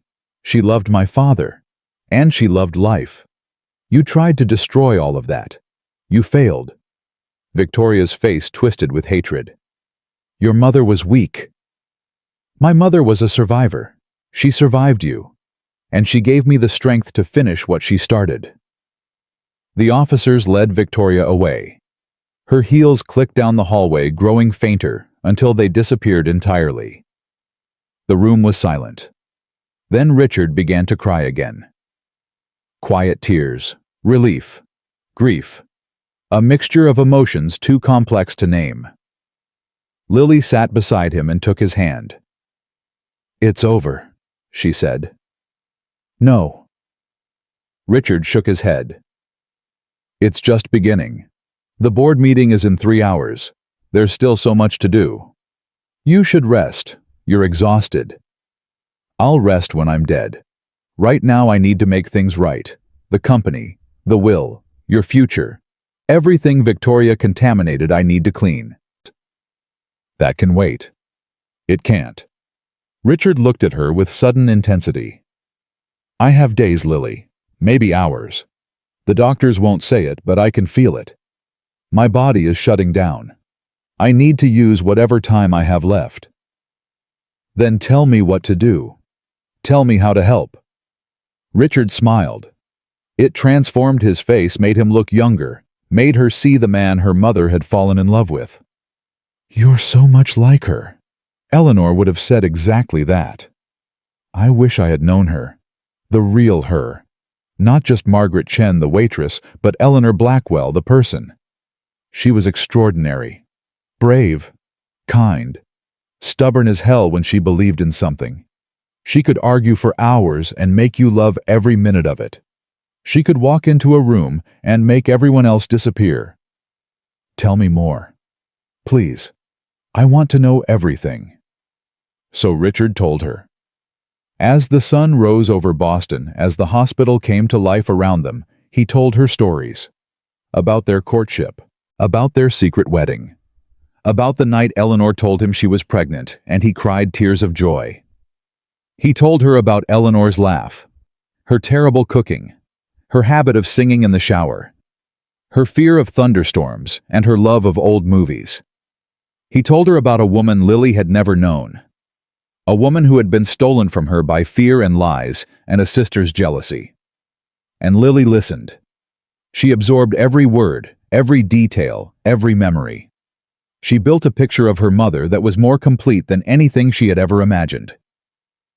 At 8:45 a.m., Thomas returned. The board is assembling, he said. Victoria's arrest has already leaked to the press.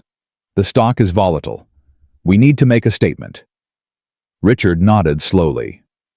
Help me up. You can't go to the board meeting, Dr. Reeves protested. Your condition. My condition is terminal. What's a few more hours going to matter? Richard. Samuel. I've spent my entire life building that company. I'm not going to let my last act as its leader be dying in a hospital bed while others decide its fate. Help me up. They brought a wheelchair. They dressed Richard in his finest suit, the one Thomas had brought knowing his client would insist. They made him look like the titan of industry he had been, not the dying man he was becoming. At 8:57 a.m., Richard Blackwell rolled into the Blackwell Industries boardroom. The directors rose to their feet, some in shock, some in respect, all in recognition that they were witnessing something historic. Ladies and gentlemen, Richard said, his voice steady despite his weakness. I apologize for the unusual circumstances. As you've no doubt heard, my sister Victoria has been arrested. The charges are serious and the evidence is conclusive. He paused, gathering strength. I've also learned that I have a daughter. Her name is Lily Chen. She's the child of my wife Eleanor, who some of you may remember. Eleanor did not die 25 years ago, as we believed. She was driven away by Victoria's lies. She spent the rest of her life in hiding, protecting our daughter from threats that never existed. Richard looked at Lily, who stood at the back of the room. Lily is my sole heir. My will has been updated to reflect this. All of Victoria's claims to this company, to my estate, to any part of my legacy, are hereby revoked. Murmurs spread through the board. But more importantly, Richard continued, I want to apologize to Eleanor's memory, to my daughter, to everyone who was hurt by my failure to see what was happening in my own family.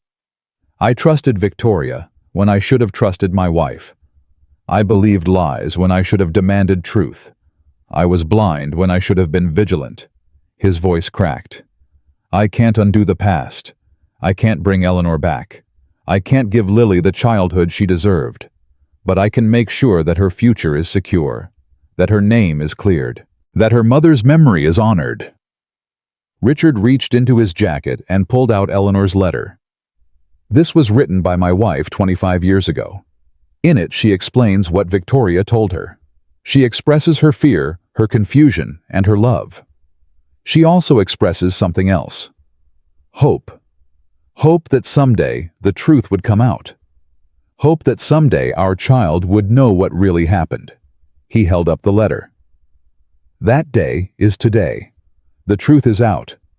Victoria's lies are exposed, and my daughter stands before you not as an imposter or a fraud, but as Eleanor Blackwell's child, my child, the heir to everything I've built. Richard turned to look at Lily one final time. "I love you," he said. "I know we've only known each other for a day. I know there's so much I've missed. But I love you the way I loved your mother. Completely. Unconditionally. Forever." Lily felt tears streaming down her face. She didn't try to stop them. "I love you too," she said. "Dad." The word hung in the air. Dad. A word she had never spoken to anyone. A word she had never thought she would have the chance to speak. Richard smiled. A real smile. A peaceful smile. Then his eyes closed. His hand went slack, and the machines began to scream. The world stopped. Lily watched doctors rush into the boardroom. She watched them push Richard's wheelchair toward the door. She watched their hands move in practiced urgency, pressing buttons, checking vitals, shouting commands she couldn't understand. Someone grabbed her arm. Danny. "Lily, come on. We need to follow them." She couldn't move. Her legs were frozen. Her mind was frozen. Everything was frozen except the terrible sound of machines screaming that her father was dying. "Lily!" Danny pulled her forward. They ran through corridors that blurred into nothing. Elevator doors opened and closed. Voices shouted. Footsteps pounded. At 9:14 a.m., they reached the ICU. A doctor emerged, his face grave. "Are you family?" "I'm his daughter," Lily said. The words felt strange, foreign, true. "He's in cardiac arrest. We're doing everything we can." "Can I see him?" "Not yet. We need to stabilize him first." The doctor disappeared back through the doors. Lily stood in the waiting room, surrounded by people she barely knew, facing a loss she had only just begun to understand. Grace appeared at her side. "He's strong, Lily. He's survived this long. He can survive this. He told me he loved me, right before. He called me his daughter, and he told me he loved me.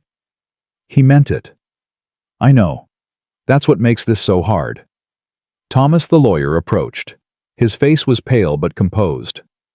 "Miss Chen, I need to speak with you. It's urgent. Now, my father is dying." "That's exactly why it needs to be now." Thomas lowered his voice. "Richard signed documents this morning, before the board meeting. He anticipated something like this might happen."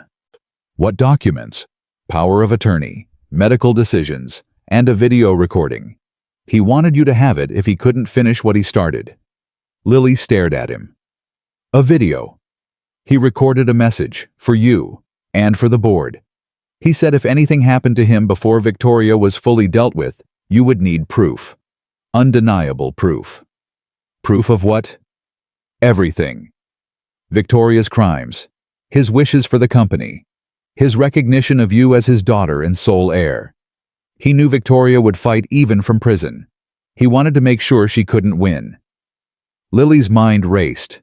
Even in his final moments, Richard had been thinking ahead, protecting her, preparing for battles she didn't even know she would have to fight. "Where is the recording?" "On a secure server. Copies have been sent to the board, the police, and 3 major news networks. If Richard dies, the recording goes public automatically within 6 hours. He planned all of this. Richard Blackwell built a $9 billion empire from nothing. He didn't get there by being unprepared." At 9:47 a.m., the doctor emerged again. Lily jumped to her feet. "Is he?" "He's stable, for now. We've managed to restore his heartbeat, but his condition is extremely fragile. The next 24 hours will be critical." "Can I see him?" 5 minutes. He's asking for you." Lily walked through the ICU doors on legs that felt like they belonged to someone else. The room was filled with machines, tubes, monitors, displaying numbers she couldn't interpret. And in the center of it all, her father lay motionless, his eyes barely open. Lily. His voice was a whisper, a shadow of what it had been an hour ago. I'm here. I'm sorry. I wanted more time. You're going to be fine. The doctors said, the doctors are kind, but I know my body. Richard reached for her hand. His grip was weak but deliberate. I need you to listen. There are things I didn't tell you, things you need to know. What things? Victoria isn't working alone. She never was. There are people in the company, people on the board, people who have been helping her for years. Lily's blood went cold. Who? I don't know all of them, but the recordings, the evidence Thomas has, it will lead you to them. Promise me you'll find them. Promise me you'll clean house. I promise. And promise me something else. Richard's eyes filled with tears. Promise me you'll live. Really live. Not just survive. Your mother spent 25 years surviving. She never got to live. Don't make the same mistake. I won't. Build something. Love someone. Have children if you want them. Fill that mansion with laughter and noise and life. Make it a home, the home Eleanor always wanted it to be. Lily couldn't speak. Tears streamed down her face. I love you, Richard said. From the moment I saw you in that hallway, from the moment I saw Eleanor's eyes looking back at me, I loved you like I've loved her for 30 years. I love you too, Dad. Richard smiled, a peaceful smile, a final smile. Go now, there's work to do. Don't waste time sitting with a dying man when there's a war to win. I don't want to leave you. You have to. Victoria's allies are already moving. I can feel it. The moment they think I'm weak, they'll strike. You need to be ready. Lily squeezed his hand. I'll be back. I know you will. You're your mother's daughter. You don't give up. She walked out of the ICU with her heart breaking and her resolve hardening. At 10:15 a.m., Thomas received a phone call that changed everything. What is it? Lily asked, seeing his face go white. Victoria made bail an hour ago. She's already out. That's impossible. The charges. She has powerful friends. Friends with very deep pockets and very flexible ethics. The judge set bail at $10 million. Victoria paid it in cash. Where is she now? No one knows. She cut off her ankle monitor 15 minutes after leaving the courthouse. The police are searching, but she's coming here. Lily's voice was flat with certainty. She's coming to finish what she started. Lily, the hospital has security. She can't just... She's Victoria Blackwell. She can do whatever she wants. We need to move my father. Now. Thomas made calls. Danny ran to get Dr. Reeves. Grace contacted the police. At 10:34 a.m., they moved Richard to a private room on a different floor. New guards were posted. New protocols were implemented. But Lily knew it wouldn't be enough. Victoria had escaped. Victoria was coming. And Victoria had nothing left to lose. At 11:02 a.m., Lily's phone rang. Unknown number. She answered. Hello, little bastard. Victoria's voice was cold as ice, controlled, deadly. Where are you? Closer than you think. Did you enjoy your little victory? Your boardroom performance? Your touching father-daughter moment? The police are looking for you. The police are idiots. They couldn't find me if I was standing right next to them. Victoria laughed softly, which incidentally I might be. Lily looked around. The hallway was empty, but that meant nothing. What do you want? What I've always wanted. What belongs to me. The company, the fortune, the name. You think you can take that from me? You think a single day of revelations can undo 50 years of work? You're going to prison, Victoria. Prison is for poor people. I have lawyers who can delay a trial for decades. I have evidence that can be suppressed. I have witnesses who can be persuaded. By the time any case goes to court, Richard will be dead, and you'll be so tangled in legal battles you won't have time to breathe. I have the recordings. I have the documents. I have the letter. You have nothing. Paper burns. Servers crash. Witnesses disappear. Everything you think you have can vanish overnight. Lily's hand tightened on the phone. Is that a threat?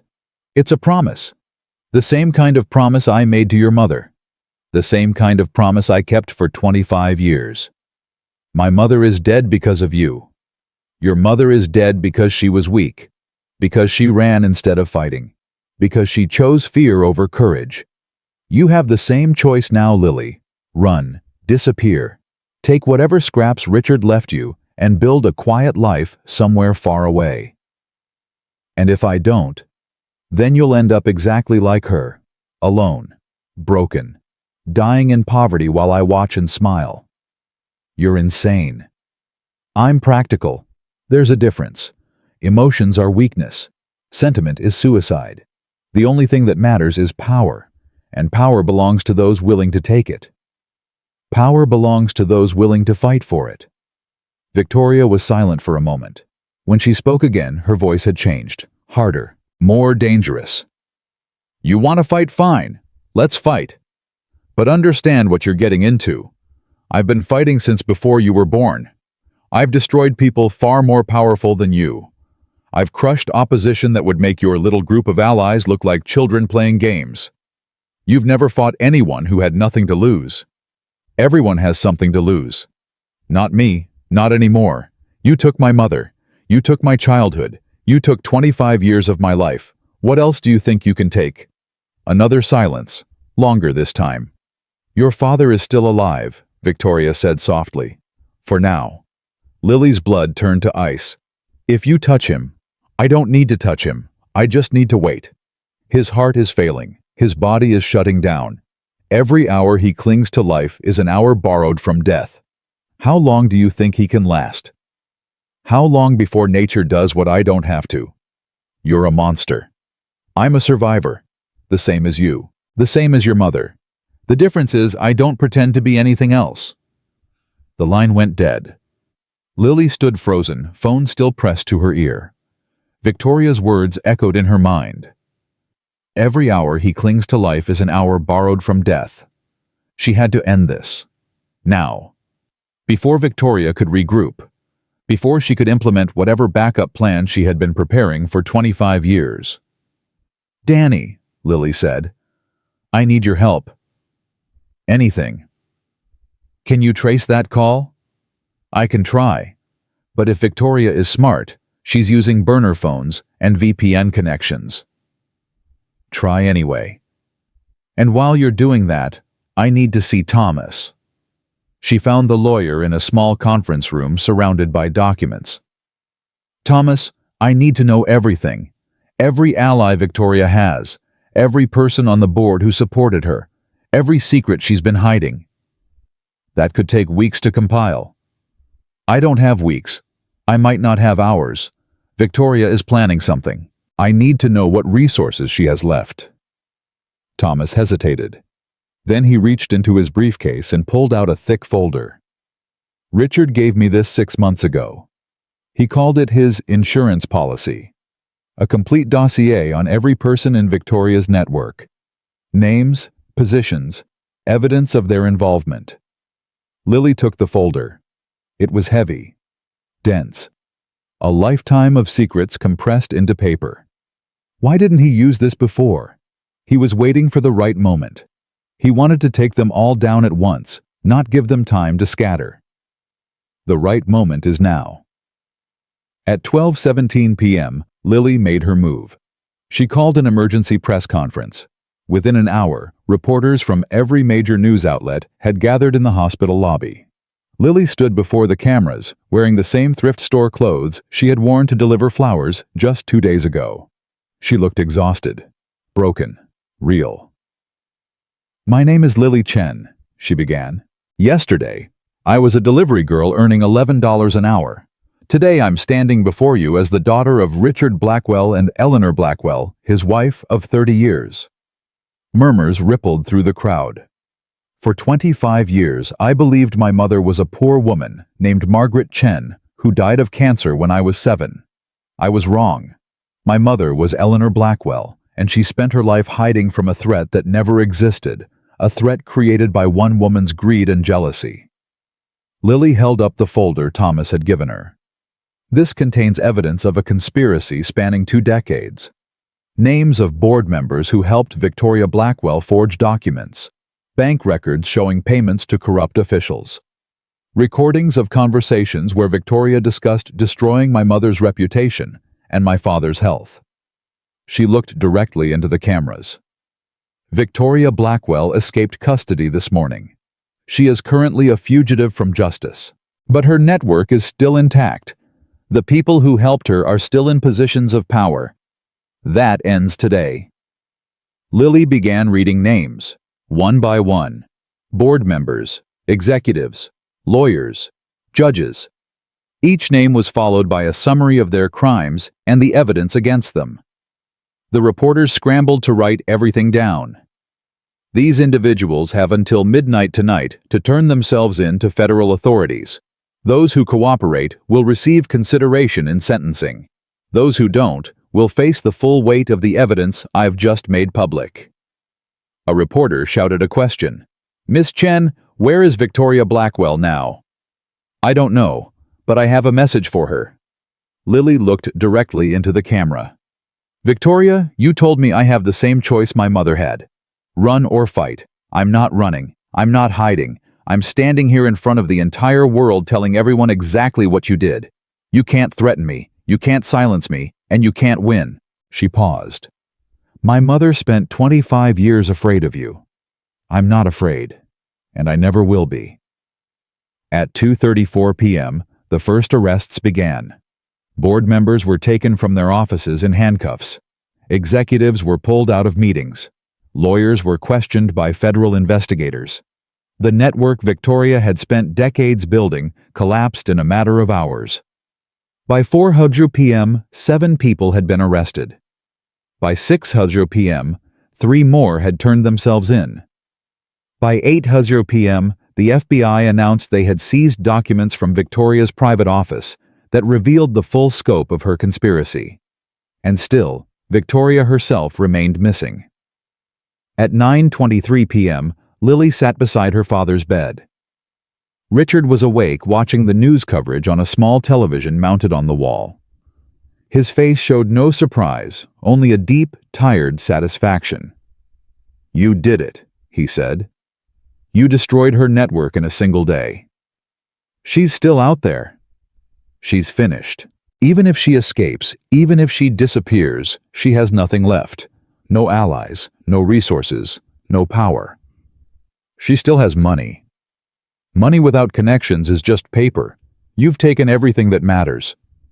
Lily watched the television. Another arrest. Another name crossed off the list. "I didn't do it alone. Thomas, Danny, Grace, Dr. Reeves, they all helped." That's how it should be. No one wins alone. No one survives alone. Your mother tried to survive alone, and it broke her. You built something different. Something stronger. Richard reached for her hand. "I'm proud of you. I've known you for 2 days, and I'm prouder of you than I've ever been of anyone.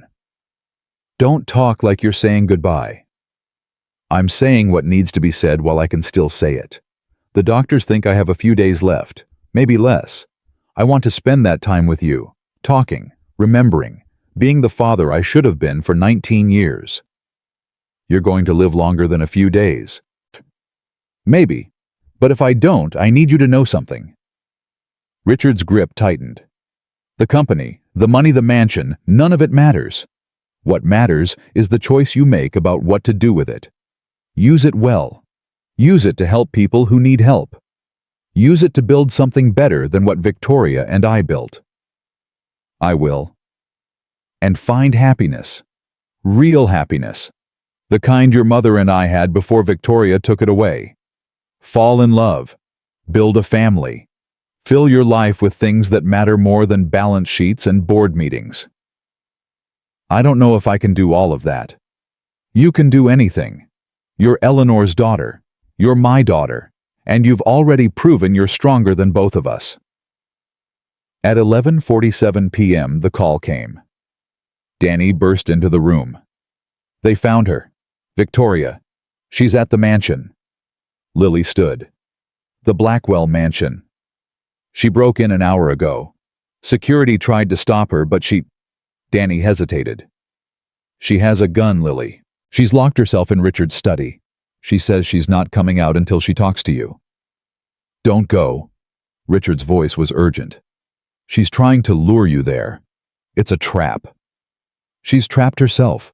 The police have the building surrounded. She's desperate. Desperate people do desperate things.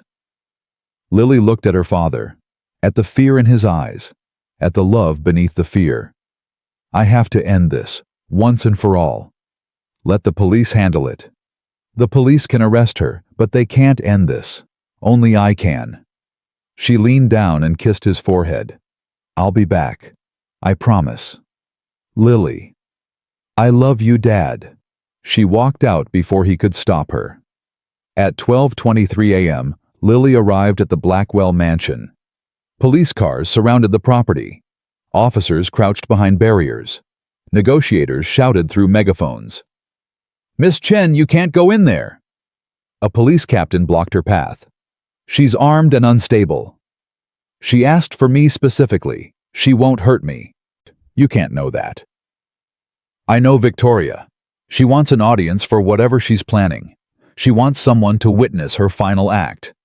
If I don't go in, she might do something worse.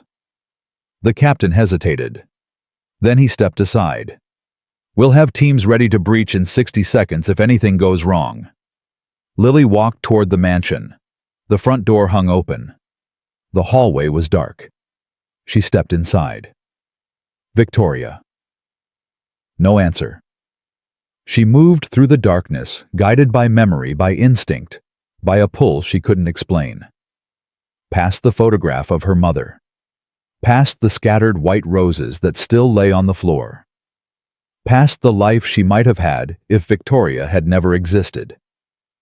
The study door was closed. Lily knocked. Come in, little bastard. She opened the door.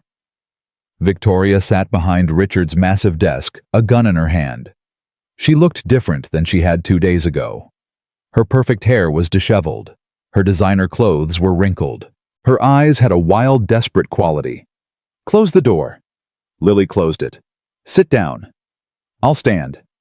Victoria laughed, a hollow sound. Still defiant. Still so sure of yourself. Even now. Even with a gun pointed at you.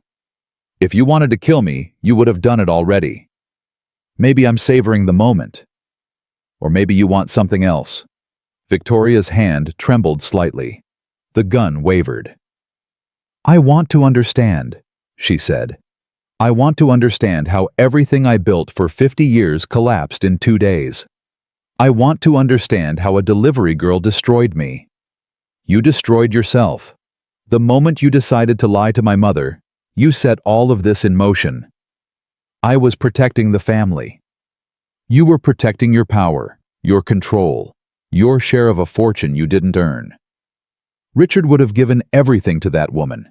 Everything. Generations of wealth. A legacy built by our parents and grandparents and great-grandparents. He would have handed it to an immigrant maid who didn't even speak English properly. He loved her. Love is a weakness. Love made him stupid. Love made him blind to everything except her face and her body and her cheap perfume. Love is the only thing that made any of it worthwhile. Victoria stared at her. The gun dropped slightly. You sound just like her. Eleanor. She used to say things like that. Naive things. Stupid things. Things you didn't understand. Things I refused to understand. Because understanding them would mean admitting that everything I did was wrong. That everything I sacrificed was pointless. That the power I spent my life accumulating meant nothing. Lily took a step forward. It's not too late, Victoria. Don't. Put down the gun. Turn yourself in. Whatever years you have left, spend them trying to fix some of the damage you caused. Fix it. Victoria laughed again. There's nothing to fix. Richard is dying. Eleanor is dead. You've taken everything I had. What's left to fix? Yourself. The word hung in the air. Victoria's face changed. The madness faded slightly. Something else emerged. Something older, deeper, more broken. I was 16 when I realized my parents loved Richard more than me, she said quietly. 16 when I understood that no matter what I did, no matter how hard I worked, I would always be second, the spare, the insurance policy. So you spent your life trying to prove them wrong. I spent my life trying to survive, the same as you, the same as your mother. We're not so different, Lily. We're nothing alike. No, you grew up poor, hungry, desperate. You learned to fight because you had no choice. You learned to be ruthless because kindness got you nothing. I learned to be strong. There's a difference. Is there? Victoria raised the gun again, not pointing at Lily, at herself. Strength, ruthlessness, survival, they're all the same thing in the end. They all require sacrifice. They all require cutting away the soft parts of yourself until only stone remains. Victoria, don't. Why not? Everything I fought for is gone. Everyone I trusted has betrayed me. What's left? A chance to be something different. Different? I'm 70 years old. I've been this person my entire life. There's no different. There's only this. She gestured around the room. An empty mansion. An empty legacy. An empty life. You could make amends. To who? The dead, the destroyed. The people I crushed because they stood in my way. Victoria shook her head. There's no atonement for what I've done. There's only ending. The gun rose to her temple. Victoria, wait. Tell Richard I'm sorry. Not for what I did to Eleanor. I'm not sorry about that. But I'm sorry for what I did to him. He was my brother. He was the only family I had. And I destroyed him as surely as I destroyed everyone else. Tell him yourself. I can't. I can't face him. I can't see the hatred in his eyes. I can't. He doesn't hate you. Victoria froze. What? He's dying. His heart is failing. And even now, even after everything you did, he asked about you. He wanted to know if you were safe. You're lying. I don't lie. Not about things that matter. Lily took another step forward. Richard loved you, Victoria. Despite everything. Despite the betrayals, the lies, the decades of manipulation. He never stopped hoping you would change. He never stopped being your brother. Tears streamed down Victoria's face. The gun trembled. He loved Eleanor more. He loved you differently. That's not the same as loving you less. I wanted to be enough, just once. I wanted to be the one they chose. You can't make people choose you by destroying everyone else. I know that now. Victoria lowered the gun. It clattered to the desk. I've known it for years, but knowing and changing are different things. Lily crossed the room. She picked up the gun and set it aside. It's over, she said. Let the police take you. Face what you've done. It's the only way forward. Victoria looked at her with red-rimmed eyes. You could have let me do it. You could have let me end this permanently. That would have been too easy, for both of us. At 1:15 a.m., Victoria Blackwell walked out of the mansion in handcuffs. She didn't resist. She didn't speak. She simply let the officers lead her to a waiting car, her head bowed, her shoulders slumped. Lily watched from the doorway. Grace appeared beside her. Are you okay? No, but I will be. What happens now? Now I go back to the hospital. I spend whatever time my father has left with him. And then, Lily paused. Then I build something new. At 7:34 a.m., Richard Blackwell died. He went peacefully surrounded by Lily Thomas, Dr. Reeves, and Grace. His last words were spoken to his daughter, whispered so softly only she could hear. Thank you. For everything. For being proof that Eleanor and I existed. For being proof that love survives. Lily held his hand until the monitors went silent. Then she cried. She cried for the father she had known for only 2 days. She cried for the mother she had never truly understood. She cried for the childhood stolen by lies and the years lost to poverty.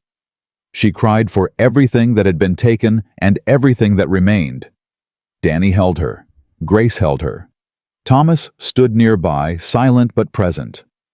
When the tears finally stopped, Lily looked up. "What do I do now?" "Whatever you want," Thomas said gently. "You're the sole owner of Blackwell Industries, $9 billion, 100 properties, 10,000 employees. It's all yours." "I don't know how to run a company." "You'll learn, or you'll hire people who know. Richard built this empire from nothing. You have resources he never had." "I'm 19. I'm a delivery girl. I barely graduated high school." "You're also the woman who took down a 50-year conspiracy in 48 hours. I think you can handle a few board meetings." Lily almost smiled. Almost.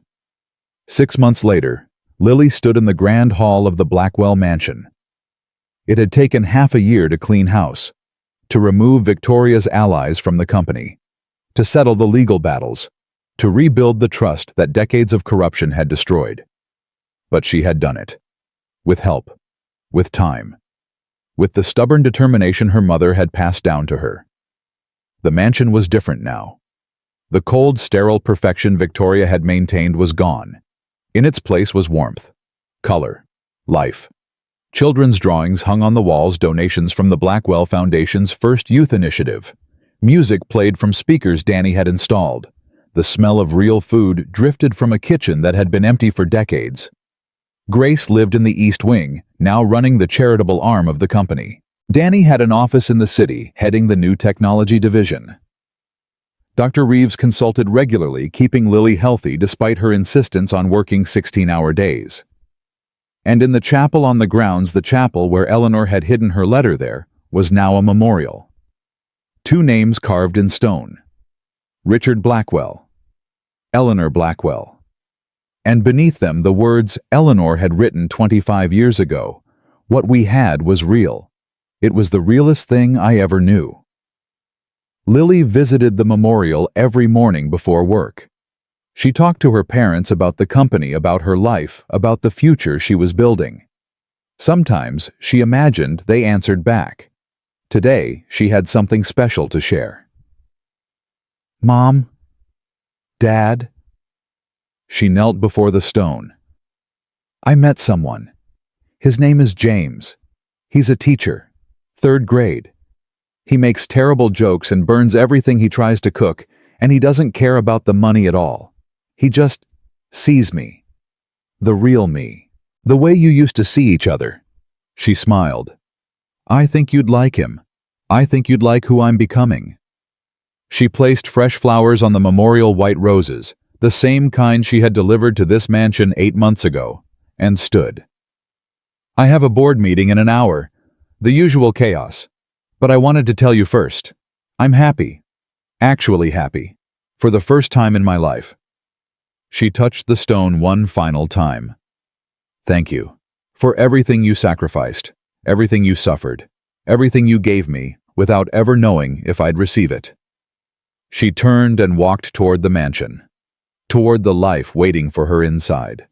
Toward a future her mother had made possible and her father had protected with his dying breath. Behind her, the morning sun illuminated the memorial. 2 names in stone. One story that would never be forgotten. And a daughter who had turned tragedy into triumph, loss into legacy, and suffering into strength. Lily Chen. The girl who had once delivered flowers for $20 now owned an empire worth $9 billion. But more importantly, she owned something Victoria Blackwell never had. A heart that knew how to love. A soul that knew how to hope, and a spirit that refused to break no matter how hard the world tried to crush it. Her mother had survived, her father had searched, and Lily had conquered. That was the Blackwell legacy now. Not money, not power, not fear. Love, hope, courage, and the unshakable truth that some things, some people, some stories, some bonds cannot be destroyed by any force on earth. They can only be passed down generation to generation until they become eternal. This was Eleanor's gift. This was Richard's redemption. This was Lily's inheritance. And she would honor it every single day for the rest of her life.